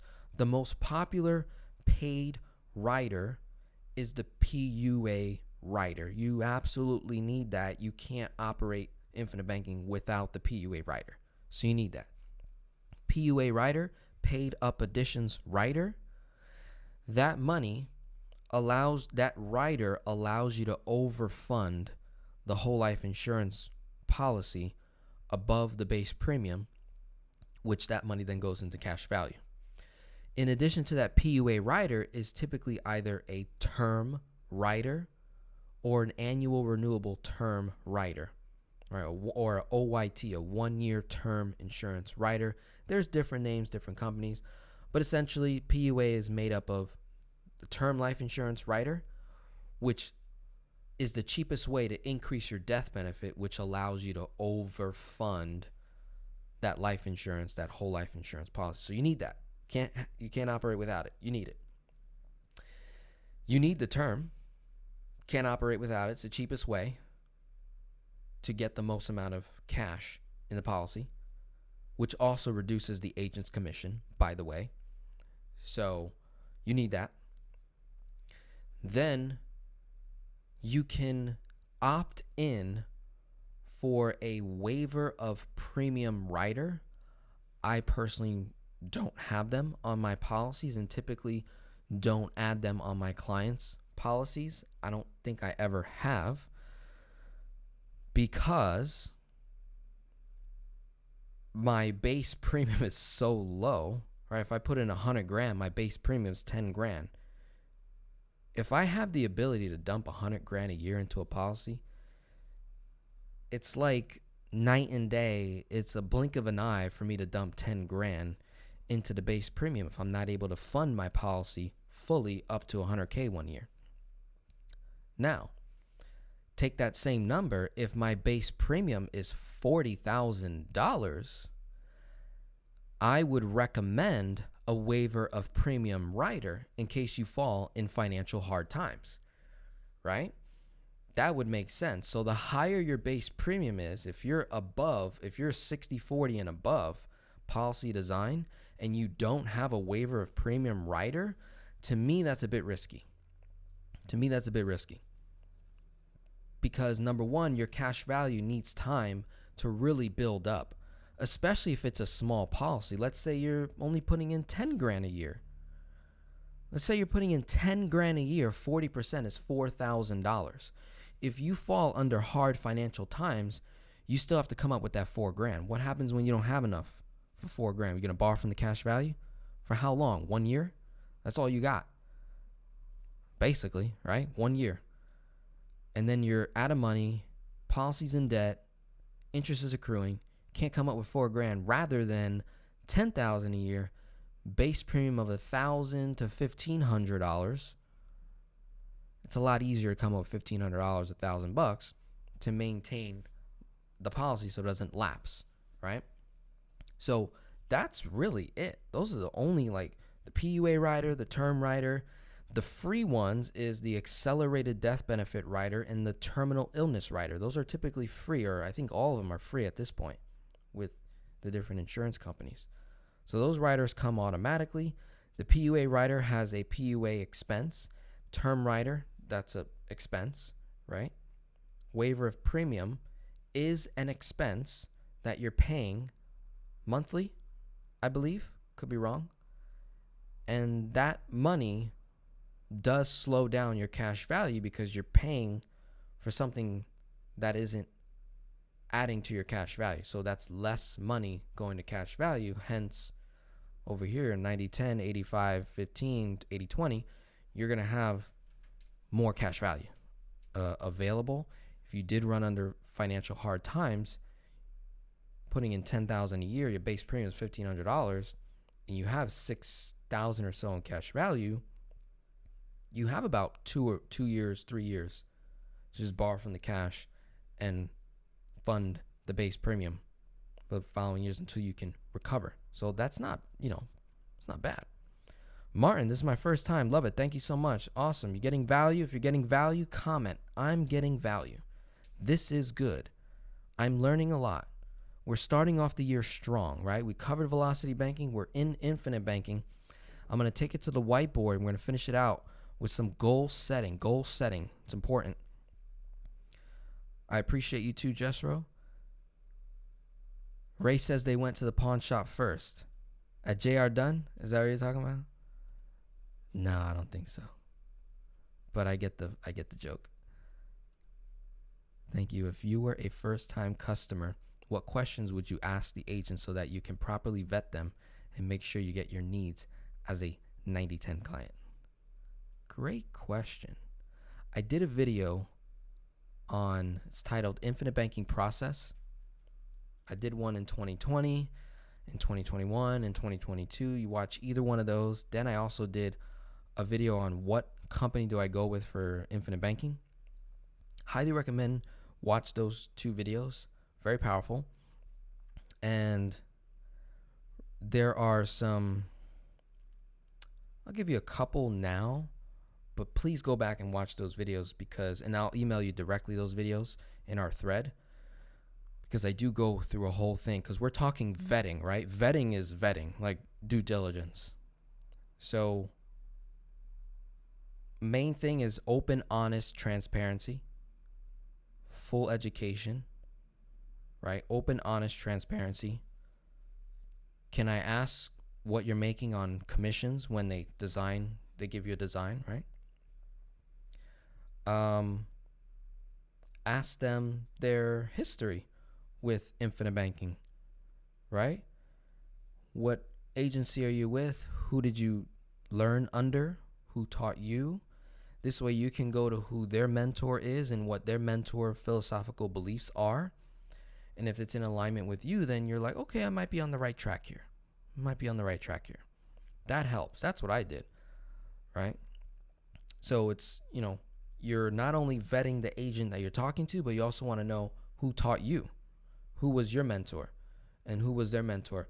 And you're only going to go back maybe 1 or 2 generations, because this hasn't been around that long. And again, there's not that many players in the marketplace. There's like 20 players maybe in the marketplace teaching this stuff that are credible, like big time, that have significant followings on YouTube. Now, obviously there's the unknown ones, but those people who are not known most likely work with one of those 20 plus players as an agent. So they're under that umbrella already. And once you know the agency and where they got taught, that is a really good factor, right? And I'll just leave it at that. Is who taught you, right? How long you been doing it? Do you have a policy? Can you send me your policy? What's it look like and how you designed it and why? That is really helpful. If you're talking to an agent and you say, okay, do you have a high cash value life insurance policy designed for infinite banking? And they say no.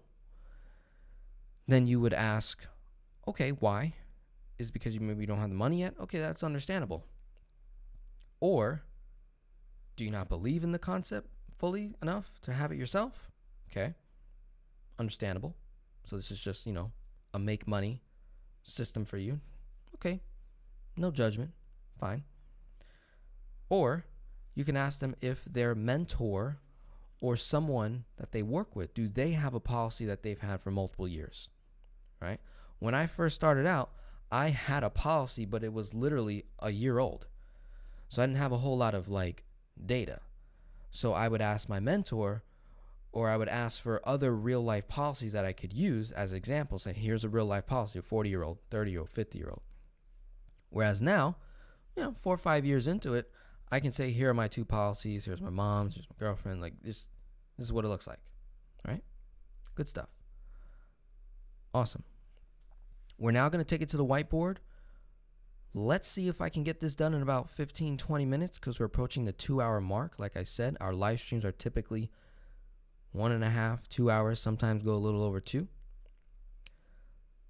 we're now moving into the section of goal setting, okay?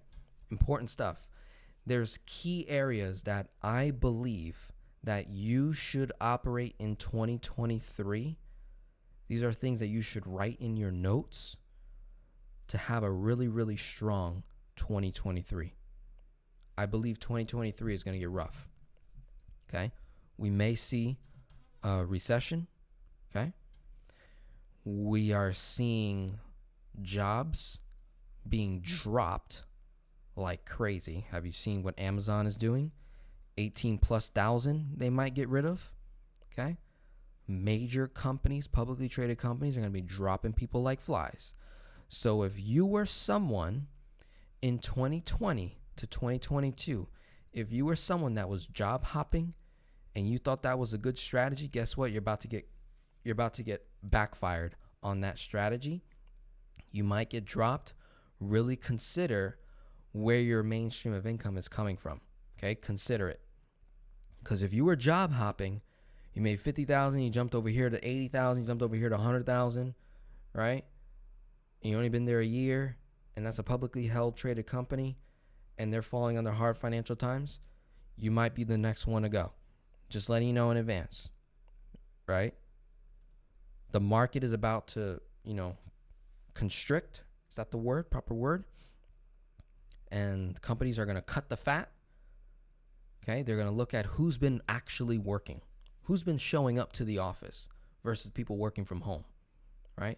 Who's been coming to the office, who's been performing, who's been lollygagging and just milking that $100,000 paycheck, that $100,000 a year salary, right?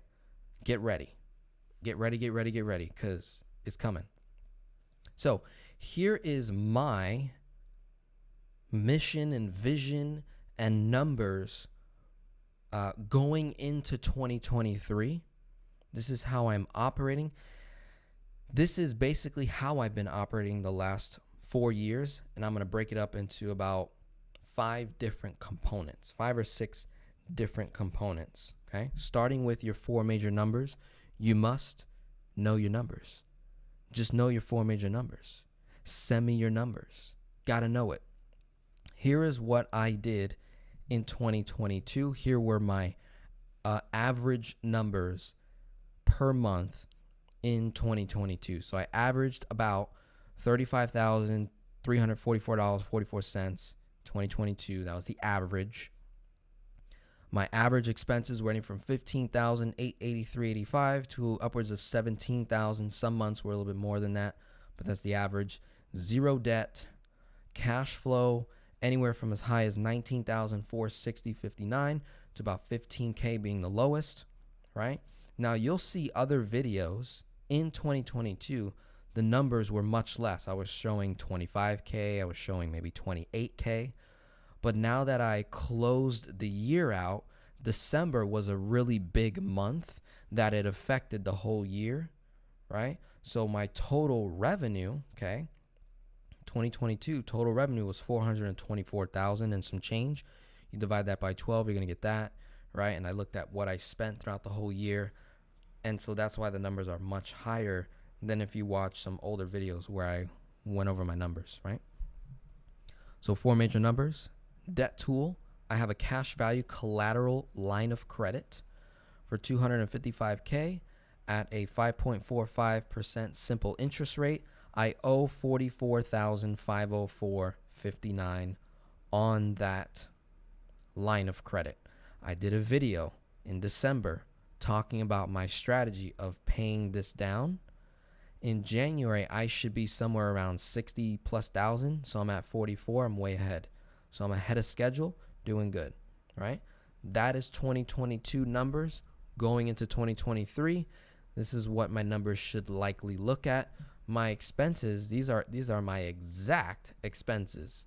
$15,883.85. It's about as crystal as I could get them.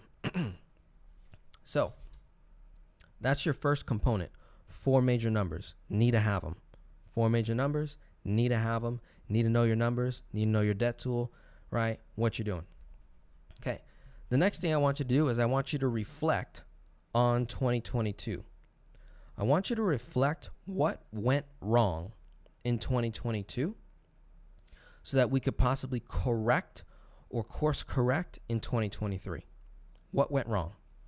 So in 2022, I lost 3 months of work, performance, time. Denzel, what do you mean by that? Well, in 2022, I had to abruptly leave where I was living, right? I had to quickly move unexpectedly, wasn't fully prepared, planned for it, but I had to move. Family situation, family conflict, the breaking of family blood, things didn't go well. So that cost me time, money, effort that I lost because I had to take additional breaks. I had to go look for an apartment. I had to go negotiate. I had to get make sure my credit's in line. I had to think of so many other things on top of the many things that I'm already responsible for. So when I looked at the amount of time it took for me to move, find a new apartment, move into that new apartment, start, paying the rent, setting the bills, changing the address. Do you know how annoying it is to change all of your addresses of all your different subscriptions, of all your different bills, of all your different credit cards, especially if you're doing velocity banking? You got 15, 16 different credit cards. You got to change all the dates, the bank accounts that you have, the line of credit, the policies. I mean, what a headache it was to do all that abruptly, right?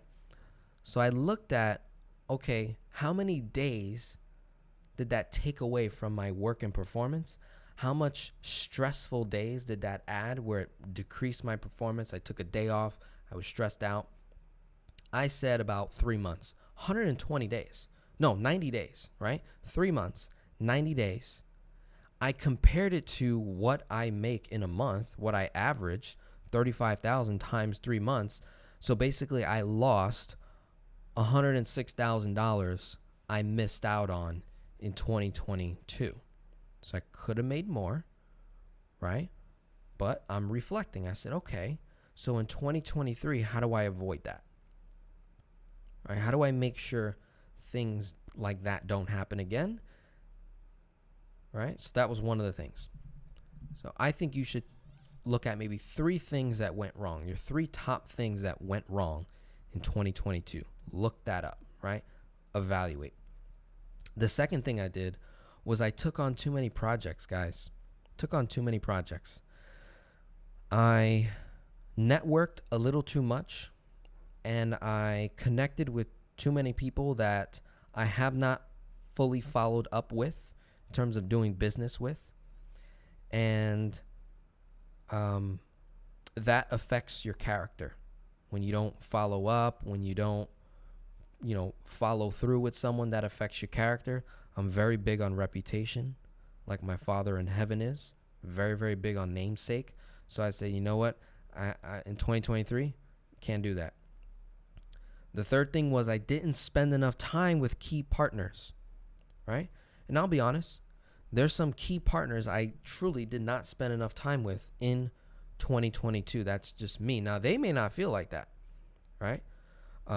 Sebastian Boyer with business credit, Brittany Green with personal credit repair, and Steve Parisi over at IBC Global. I personally feel like I could have spent more time with them. And what's funny is when I looked at the numbers, I did not make as much as I made with them in 2021 compared to 2022. And I said, okay, there's a correlation. In 2022, I did not do as many collabs as I would have liked with Sebastian Boyer and Steve Parisi with IBC Global. Didn't do as many as I liked, right? That resulted in less income. Very, very weird. I was like, oh, we'll have to evaluate that. So that was something. Those are my 2 major points there. 3 major points. Lost 3 months.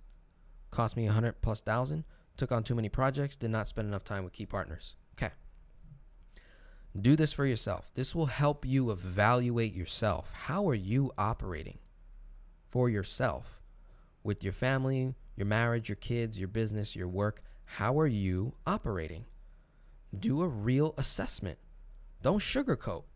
So I'm doing this to be vulnerable with you guys so that it encourages you to do the same, and you don't have to get on camera to do it, right? You do it for yourself, and then I would recommend that you find maybe one or two people that you consider confidants, people that are a true believer in you. They want to see you win, not because it'll help them. They just want to see you win. You find that person that really wants to see you win. They're positive. You can share your goals and dreams and not be judged, and them give you positivity over it. I would share it with them. This way you have an accountability partner. That is key. Key. Okay. From there, we need to develop a kingdom life statement or a life statement, right? You can take out the kingdom part if you don't feel comfortable with that. For me, my life statement moving forward, I have been operating like this since 2018, 2019, but now I'm declaring it in 2023 to the world, right? To other eyeballs, to other people, to be held accountable, okay? My kingdom life statement is because it glorifies God. Because it glorifies God. Because it glorifies God. What do I mean by that? When I write a business plan for 2023, when I go to a business mastermind with my key partners, when I do a collab with other people, when I make video content, when I help my clients, it helps. I'll just do a quick example. When I help my clients with financial coaching, it helps them pay off debt. It helps them become a better person with their finances. It helps them make better financial decisions. It helps me build my character and credibility and trust, right? Because it glorifies God. It glorifies God because it shows who God is through me and who I'm serving, right? Because it glorifies God each and every time, right? Powerful stuff.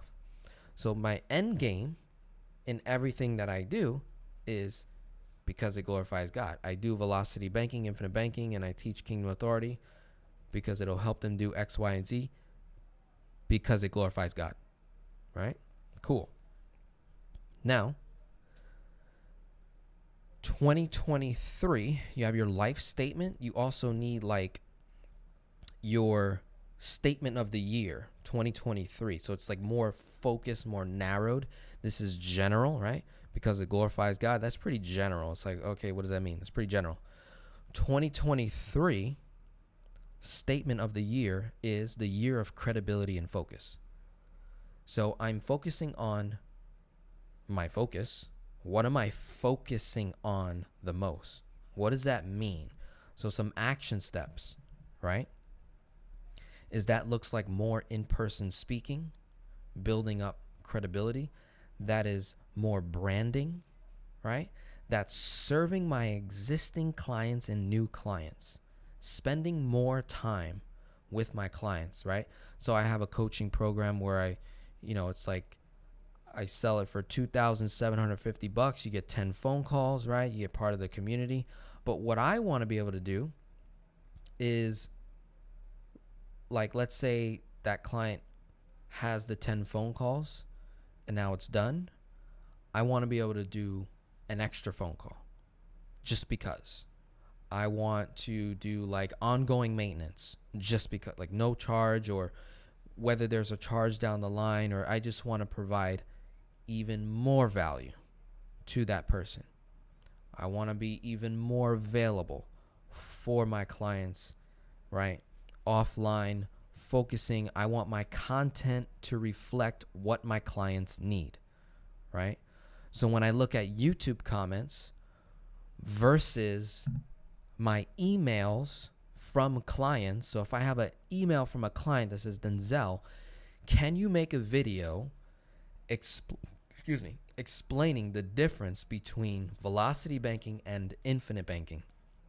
Can you make a video really breaking down the differences between Guardian and Mass Mutual? If that's a client, and then I have a non-client YouTube comment over here and they say, can you make a video on what is a line of credit?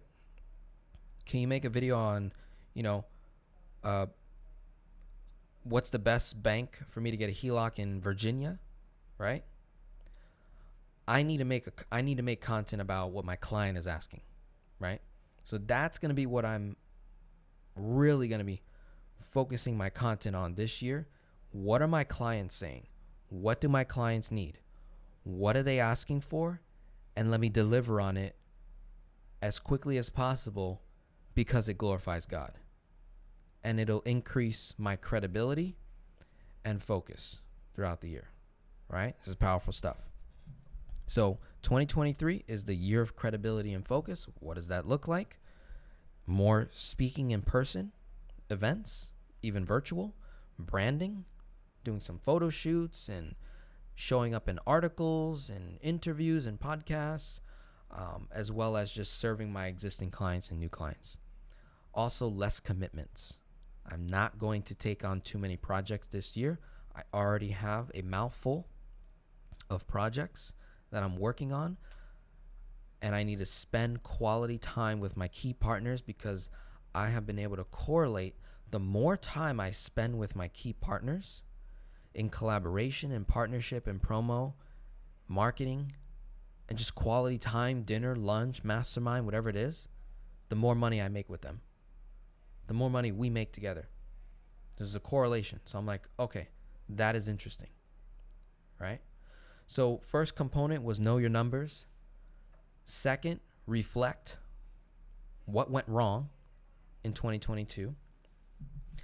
Develop your life statement and a statement of the year. Next component. Then go over what went right in 2022. What were some wins? Well, 2022, I made 424 total revs, so that was exciting. That's a $92,000 increase from the prior year, 2021. So that's a win. Now, even though I didn't spend as much time with certain key partners as I would have liked, because of the time, right, of just being in their ecosystem, in their environment, I did still build and sustain strong relationships with new and existing partners and clients. I was able to do some really cool things last year with some clients that I got to meet in person, that I got to have dinner with, that I got to pray with, right? Break bread, strategize, really cool things. And even though I did not spend as much time as I would have liked with certain key partners and maybe even friends, I still came through when needed most.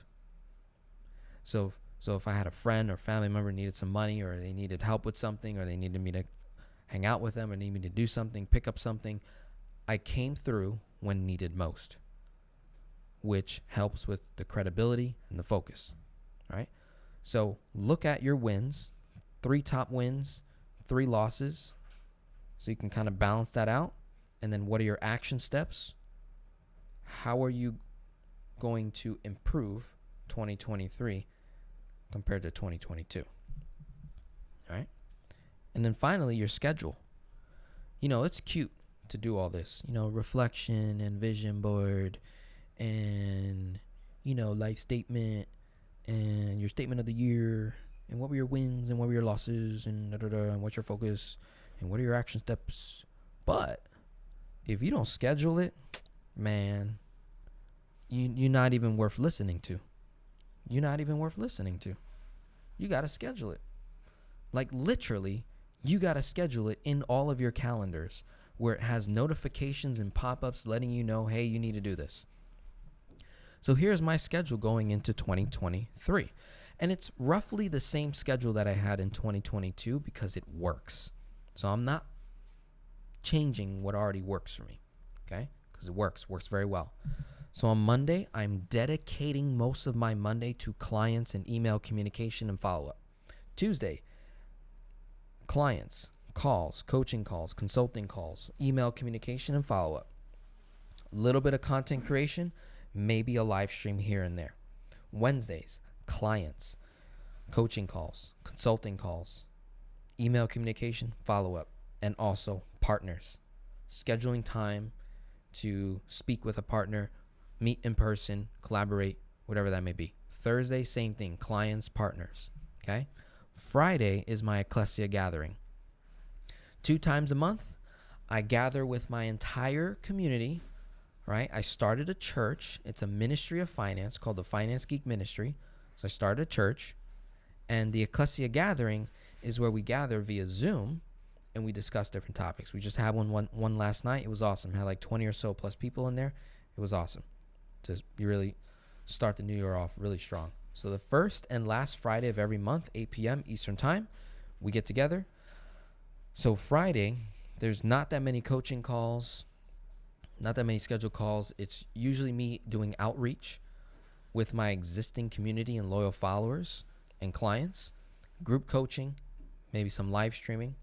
Saturday, that's today. What am I doing? A live stream. Or if it's not a public live stream on YouTube, then I will be doing a private group coaching with clients, right? Paying clients, focusing a lot of time with them. And that's only for 2 hours, 2.5, just like I'm doing here on a Saturday, 10:30 a.m. Eastern time. And then Sunday, I'm off. Family, friends, God, church, right? Let me put that. Church. Where I literally go to a church, right? Worship, spend time with God, spend time with friends, family, I'm off, right? That has been my schedule, cycle throughout the year for the last 3-4 years. More so the last 2 years. Has worked very well, so I'm not changing it. Works very effective, but I'm just reiterating it because you still have to schedule, right? Certain things are already consistent, so I don't have to do anything because it's already automated. The only new thing that's going on, relatively new, is the Ecclesia gathering, group coaching, and live streaming on Saturdays. That's something that I started towards the end of Q3, Q4, end of Q3, beginning of Q4 of 2022. Okay? Any questions, comments? That was quick. I am at 2 hours and 7 minutes total live streaming time. I think I saw some comments. Here we go.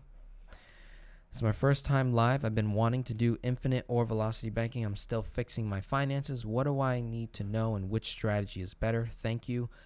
Definitely go to velocity banking pregame work.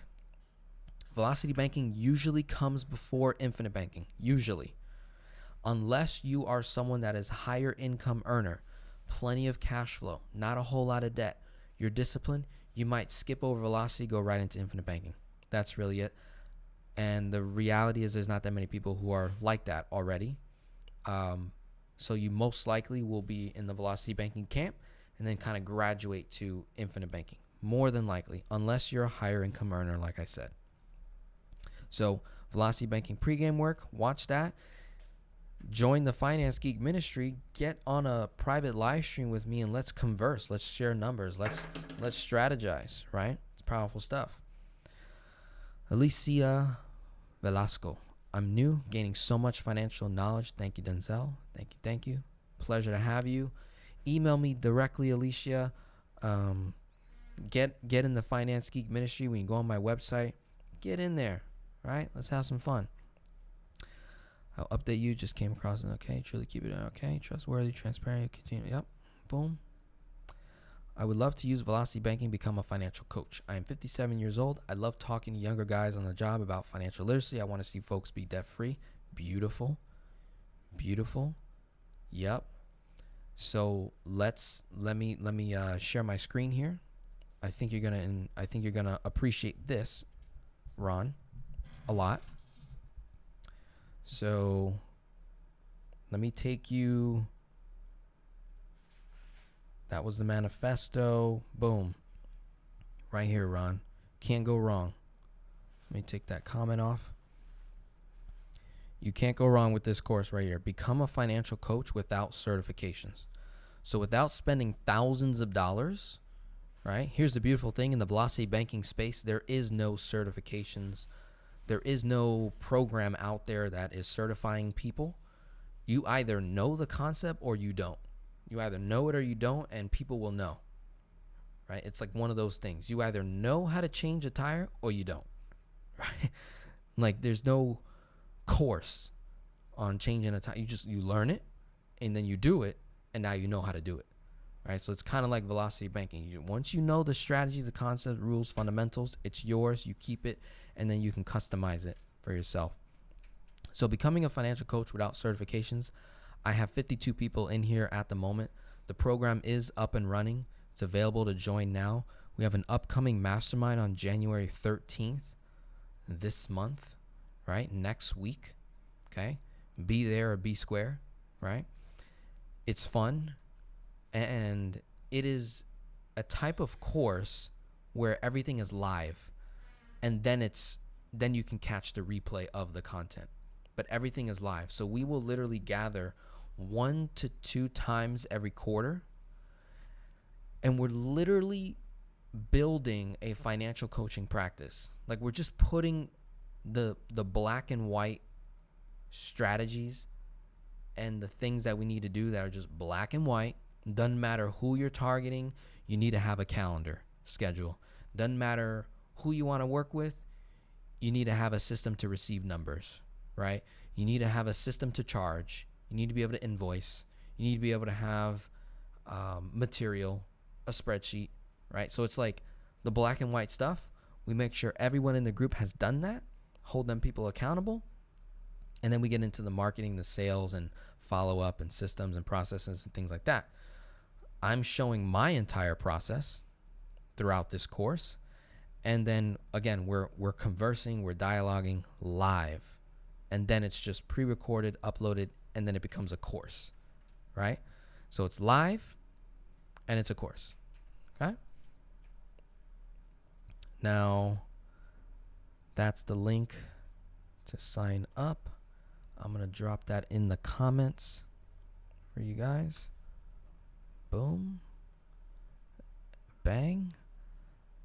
As the direct link. If you're someone that wants to become a financial coach without any certifications, you want to add velocity banking to your existing practice as a coach, it's going to be very valuable. Very affordable, by the way. Like, there's really nothing in the marketplace that's focusing on that right now, because again, it's not that big of a topic. Okay.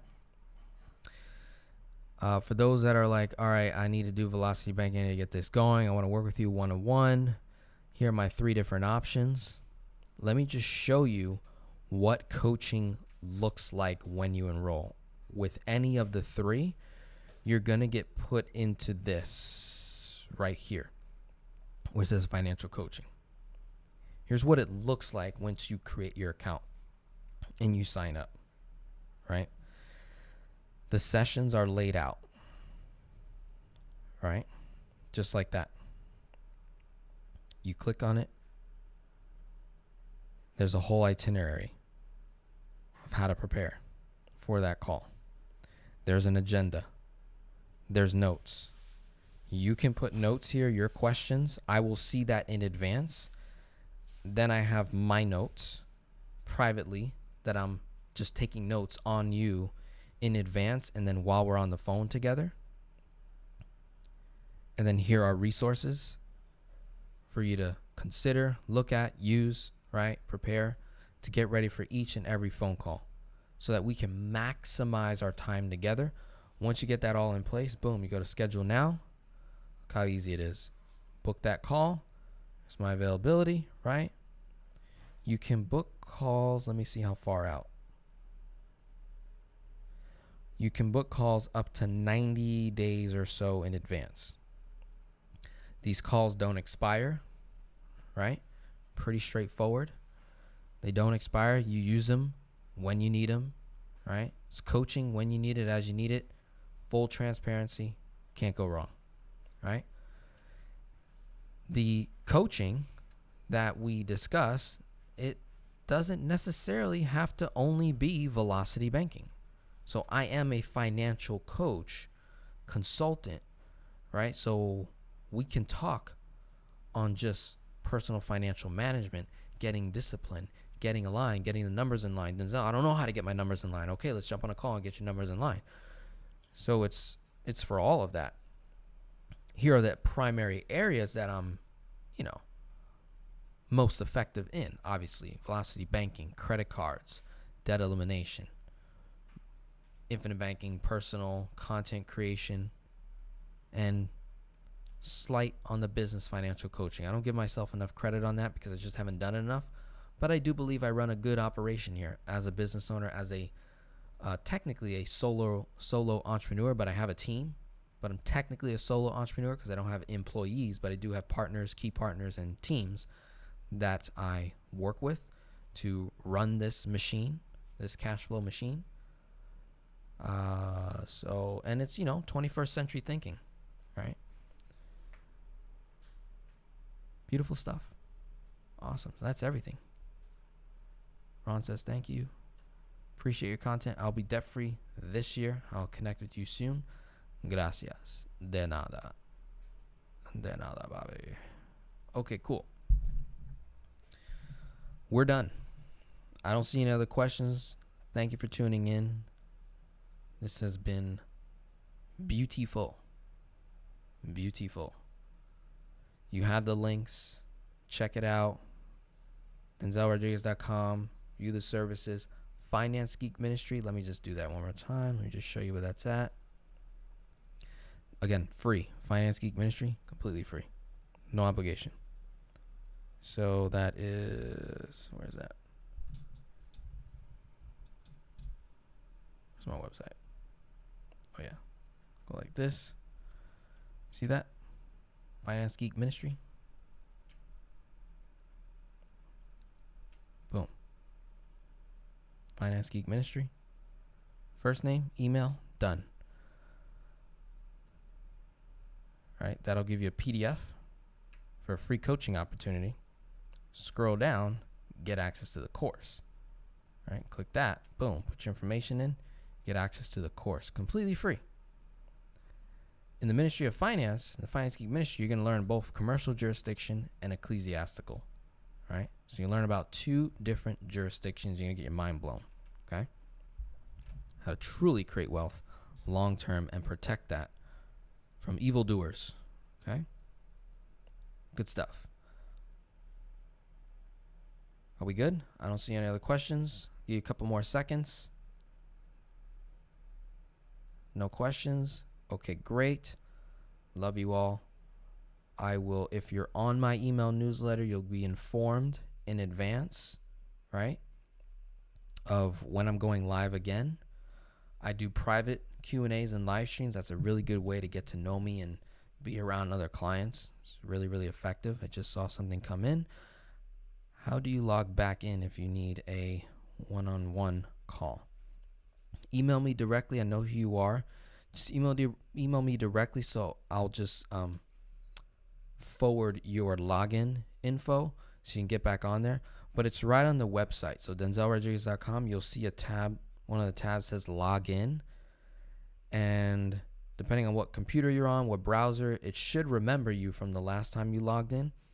If not, you don't remember your password or your email me directly. I'll look you up, forward that password to you. You'll go right back in there. You'll be good. You'll be good. God bless everyone. Have a wonderful day. We'll be talking soon.